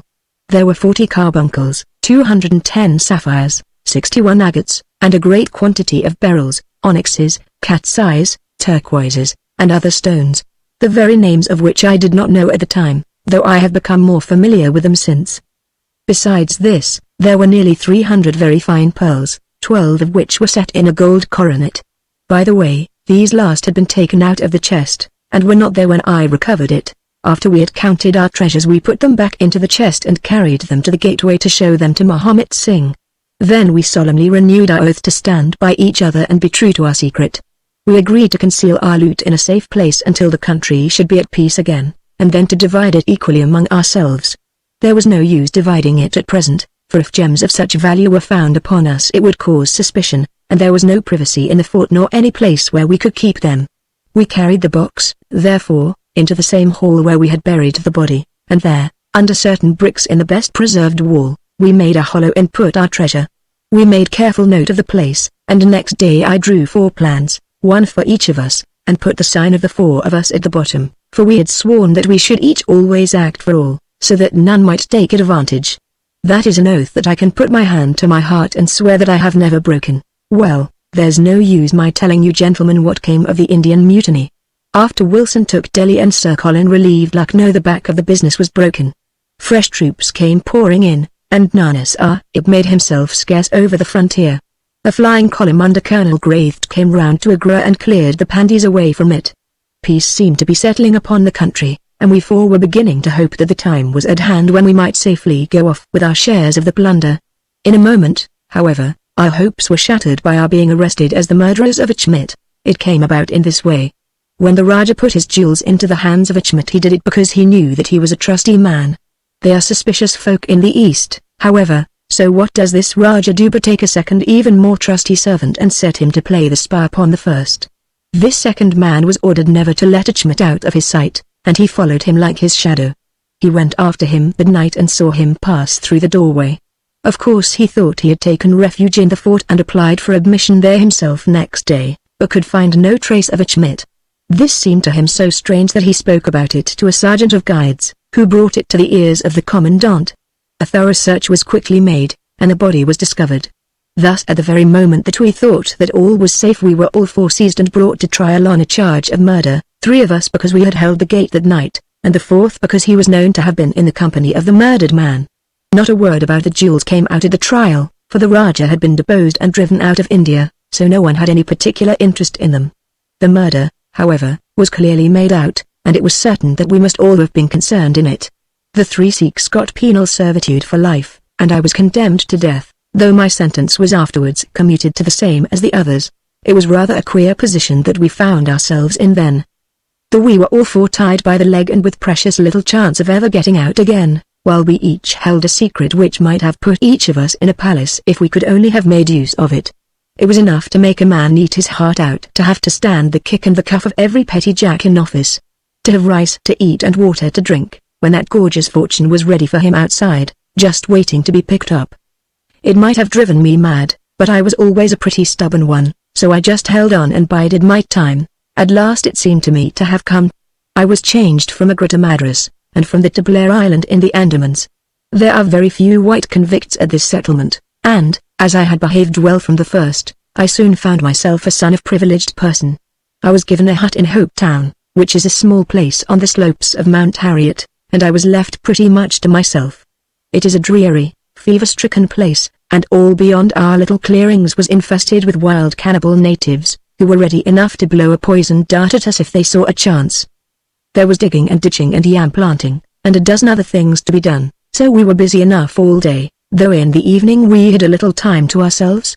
Among other things, I learned to dispense drugs for the surgeon, and picked up a smattering of his knowledge. All the time I was on the lookout for a chance to escape, but it is hundreds of miles from any other land, and there is little or no wind in those seas, so it was a terribly difficult job to get away. The surgeon, Dr. Somerton, was a fast, sporting young chap, and the other young officers would meet in his rooms of an evening and play cards.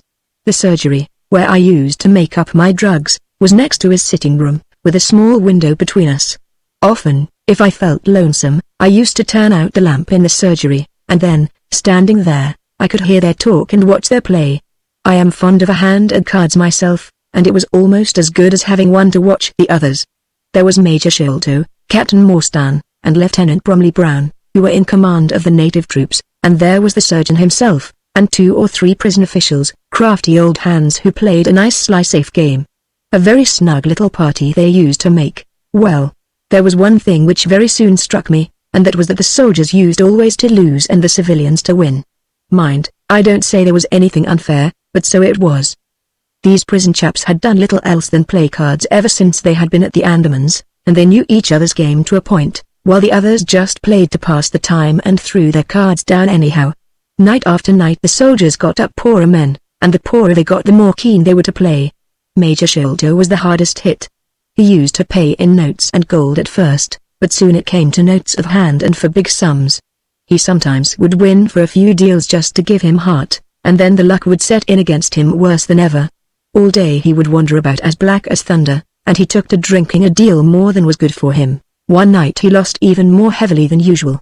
I was sitting in my hut when he and Captain Morstan came stumbling along on the way to their quarters. They were bosom friends, those two, and never far apart. The Major was raving about his losses. "It's all up, Morstan," he was saying as they passed my hut. "I shall have to send in my papers. I am a ruined man." "Nonsense, old chap," said the other, slapping him upon the shoulder. "I've had a nasty facer myself." But, that was all I could hear, but it was enough to set me thinking. A couple of days later Major Sholto was strolling on the beach, so I took the chance of speaking to him. "I wish to have your advice, Major," said I. "Well, Small, what is it?" he asked, taking his cheroot from his lips. "I wanted to ask you, sir," said I, "who is the proper person to whom hidden treasure should be handed over? I know where $500,000 worth lies, and, as I cannot use it myself, I thought perhaps the best thing that I could do would be to hand it over to the proper authorities, and then perhaps they would get my sentence shortened for me." "$500,000, Small?" he gasped, looking hard at me to see if I was in earnest. "Quite that, sir, in jewels and pearls. It lies there ready for anyone. And the queer thing about it is that the real owner is outlawed and cannot hold property, so that it belongs to the first comer, to government." "Small," he stammered, "to government." But he said it in a halting fashion, and I knew in my heart that I had got him. "You think, then, sir, that I should give the information to the Governor-General?" said I quietly. Well, you must not do anything rash, or that you might repent. Let me hear all about it, Small. Give me the facts." I told him the whole story, with small changes, so that he could not identify the places. When I had finished he stood stock still and full of thought. I could see by the twitch of his lip that there was a struggle going on within him. "This is a very important matter, Small," he said at last. "You must not say a word to anyone about it, and I shall see you again soon." 2 nights later he and his friend, Captain Morstan, came to my hut in the dead of the night with a lantern. "I want you just to let Captain Morstan hear that story from your own lips, Small," said he. I repeated it as I had told it before. "It rings true, eh?" said he. "It's good enough to act upon?" Captain Morstan nodded. "Look here, Small," said the Major.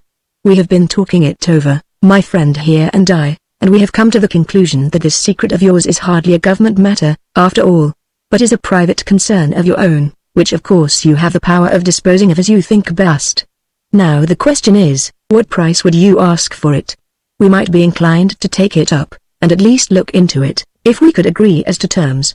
He tried to speak in a cool, careless way, but his eyes were shining with excitement and greed. "Why, as to that, gentlemen," I answered, trying also to be cool but feeling as excited as he did, "there is only one bargain which a man in my position can make. I shall want you to help me to my freedom, and to help my 3 companions to theirs. We shall then take you into partnership and give you a 5th share to divide between you." "Hum," said he. A fifth share. That is not very tempting. It would come to 50,000 apiece, said I, but how can we gain your freedom? You know very well that you ask an impossibility. Nothing of the sort, I answered. I have thought it all out to the last detail. The only bar to our escape is that we can get no boat fit for the voyage, and no provisions to last us for so long a time. There are plenty of little yachts and yawls at Calcutta or Madras which would serve our turn well. Do you bring one over? We shall engage to get aboard her by night, and if you will drop us on any part of the Indian coast you will have done your part of the bargain. If there were only one, he said. None or all, I answered. We have sworn it. The four of us must always act together, you see, Morstan, said he, Small is a man of his word. He does not flinch from his friends. I think we may very well trust him. It's a dirty business, the other answered. Yet, as you say, the money will save our commissions handsomely. Well, Small, said the Major, we must, I suppose, try and meet you. We must first, of course, test the truth of your story. Tell me where the box is hid, and I shall get leave of absence and go back to India in the monthly relief boat to inquire into the affair. Not so fast, said I, growing colder as he got hot. I must have the consent of my 3 comrades. I tell you that it is 4 or none with us. Nonsense. He broke in. What have 3 black fellows to do with our agreement? Black or blue, said I. They are in with me, and we all go together. Well, the matter ended by a second meeting, at which Mahomet Singh, Abdullah Khan, and Dust Akbar were all present. We talked the matter over again, and at last we came to an arrangement. We were to provide both the officers with charts of the part of the Agra fort, and mark the place in the wall where the treasure was hid. Major Sholto was to go to India to test our story. If he found the box he was to leave it there, to send out a small yacht provisioned for a voyage, which was to lie off Rutland Island, and to which we were to make our way, and finally to return to his duties. Captain Morstan was then to apply for leave of absence, to meet us at Agra, and there we were to have a final division of the treasure, he taking the Major's share as well as his own. All this we sealed by the most solemn oaths that the mind could think or the lips utter. I sat up all night with paper and ink, and by the morning I had the 2 charts all ready, signed with a sign of 4, that is, of Abdullah, Akbar, Mahomet, and myself. Well, gentlemen, I weary you with my long story, and I know that my friend Mr. Jones is impatient to get me safely stowed in Choki. I'll make it as short as I can. The villain Sholto went off to India, but he never came back again. Captain Morstan showed me his name among a list of passengers in one of the mail boats very shortly afterwards. His uncle had died, leaving him a fortune, and he had left the army, yet he could stoop to treat 5 men as he had treated us.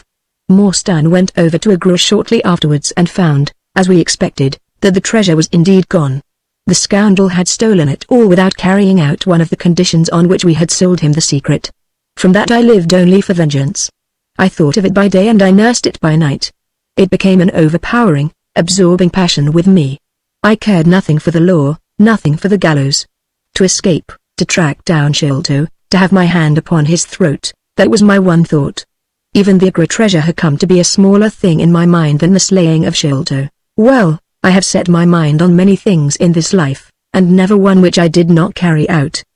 But it was weary years before my time came. I have told you that I had picked up something of medicine. One day when Dr. Somerton was down with a fever, a little Andaman Islander was picked up by a convict gang in the woods. He was sick to death and had gone to a lonely place to die. I took him in hand, though he was as venomous as a young snake, and after a couple of months I got him all right and able to walk. He took a kind of fancy to me then, and would hardly go back to his woods, but was always hanging about my hut. I learned a little of his lingo from him, and this made him all the fonder of me. Tonga, for that was his name, was a fine boatman and owned a big, roomy canoe of his own. When I found that he was devoted to me and would do anything to serve me, I saw my chance of escape. I talked it over with him. He was to bring his boat round on a certain night to an older wharf which was never guarded, and there he was to pick me up. I gave him directions to have several gourds of water and a lot of yams, coconuts, and sweet potatoes. He was staunch and true, was little Tonga. No man ever had a more faithful mate. At the night named he had his boat at the wharf. As it chanced, however, there was one of the convict guard down there, a vile Parthian who had never missed a chance of insulting and injuring me. I had always vowed vengeance, and now I had my chance. It was as if fate had placed him in my way that I might pay my debt before I left the island. He stood on the bank with his back to me, and his carbine on his shoulder. I looked about for a stone to beat out his brains with, but none could I see. Then a queer thought came into my head and showed me where I could lay my hand on a weapon. I sat down in the darkness and unstrapped my wooden leg. With 3 long hops I was on him. He put his carbine to his shoulder, but I struck him full, and knocked the whole front of his skull in. You can see the split in the wood now where I hit him. We both went down together, for I could not keep my balance, but when I got up I found him still lying quiet enough. I made for the boat, and in an hour we were well out at sea. Tonga had brought all his earthly possessions with him, his arms and his gods. Among other things, he had a long bamboo spear, and some Enderman coconut matting, with which I made a sort of a sail. For 10 days we were beating about, trusting to luck, and on the 11th we were picked up by a trader which was going from Singapore to Jeddah with a cargo of Malay pilgrims. They were a rum crowd, and Tonga and I soon managed to settle down among them. They had one very good quality: they let you alone and asked no questions. Well, if I were to tell you all the adventures that my little chum and I went through, you would not thank me, for I would have you here until the sun was shining. Here and there we drifted about the world, something always turning up to keep us from London. All the time, however, I never lost sight of my purpose. I would dream of Sholto at night. 100 times I have killed him in my sleep. At last, however, some 3 or 4 years ago, we found ourselves in England. I had no great difficulty in finding where Sholto lived, and I set to work to discover whether he had realized on the treasure, or if he still had it. I made friends with someone who could help me. I name no names, for I don't want to get anyone else in a hole, and I soon found that he still had the jewels. Then I tried to get at him in many ways, but he was pretty sly and had always 2 prize fighters, besides his sons and his kitmugger, on guard over him. One day, however, I got word that he was dying. I hurried at once to the garden, mad that he should slip out of my clutches like that, and, looking through the window, I saw him lying in his bed, with his sons on each side of him. I'd have come through and taken my chance with the 3 of them, only even as I looked at him his jaw dropped, and I knew that he was gone. I got into his room that same night, though, and I searched his papers to see if there was any record of where he had hidden our jewels. There was not a line, however, so I came away, bitter and savage as a man could be. Before I left I bethought me that if I ever met my Sikh friends again it would be a satisfaction to know that I had left some mark of our hatred, so I scrawled down the sign of the 4 of us, as it had been on the chart, and I pinned it on his bosom. It was too much that he should be taken to the grave without some token from the men whom he had robbed and befooled. We earned a living at this time by my exhibiting poor Tonga at fairs and other such places as the Black Cannibal. He would eat raw meat and dance his war dance, so we always had a hatful of pennies after a day's work.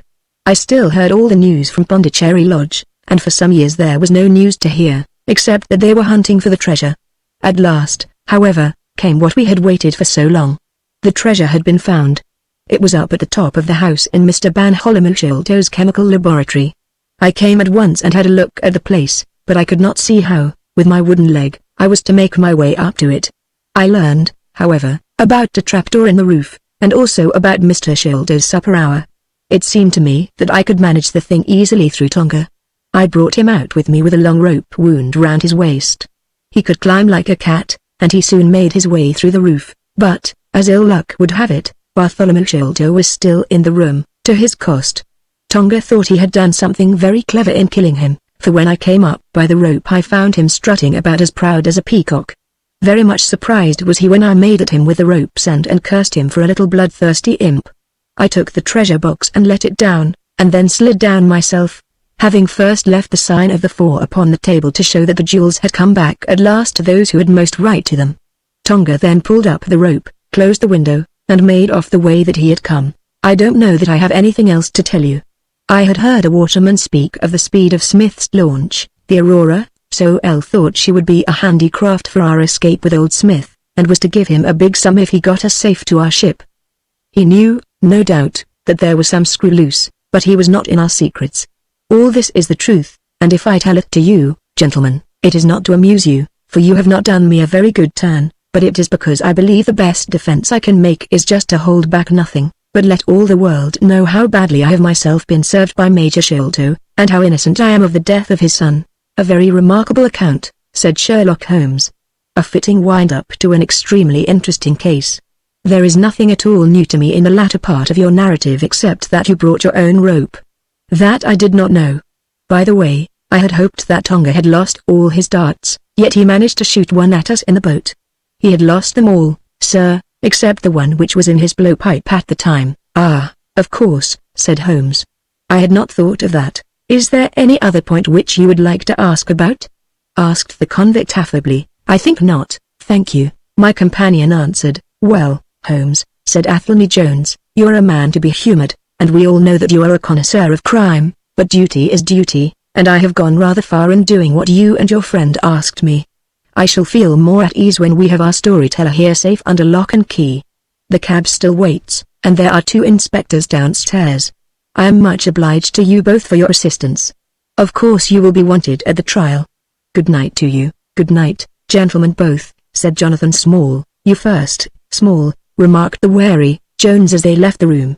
I'll take particular care that you don't club me with your wooden leg, whatever you may have done to the gentleman at the Andaman Isles. Well, and there is the end of our little drama, I remarked after we had sat some time smoking in silence. I fear that it may be the last investigation in which I shall have the chance of studying your methods. Miss Morstan has done me the honor to accept me as a husband in prospective. He gave a most dismal groan. I feared as much, said he. I really cannot congratulate you. I was a little hurt. Have you any reason to be dissatisfied with my choice? I asked. Not at all. I think she is one of the most charming young ladies I ever met and might have been most useful in such work as we have been doing. She had a decided genius that way witness the way in which she preserved that Agra plan from Ali the other papers of her father. But love is an emotional thing, and whatever is emotional is opposed to that true cold reason which I place above all things. I should never marry myself, lest I bias my judgment. I trust, said I, laughing, that my judgment may survive the ordeal. But you look weary. Yes, the reaction is already upon me. I shall be as limp as a rag for a week. Strange, said I, how terms of what in another man I should call laziness alternate with your fits of splendid energy and vigor. Yes, he answered, there are in me the makings of a very fine loafer, and also of a pretty spry sort of a fellow. I often think of those lines of old Goethe. Shade, das die Natur näher ein Mensch aus der Schuf, densem wordigen man war unsem Selman Testoff. By the way, apropos of this Norwood business, you see that they had, as I surmised, a confederate in the house, who could be none other than Lowbrow, the butler, so Jones actually has the undivided honor of having caught one fish in his great haul. The division seems rather unfair, I remarked. You have done all the work in this business.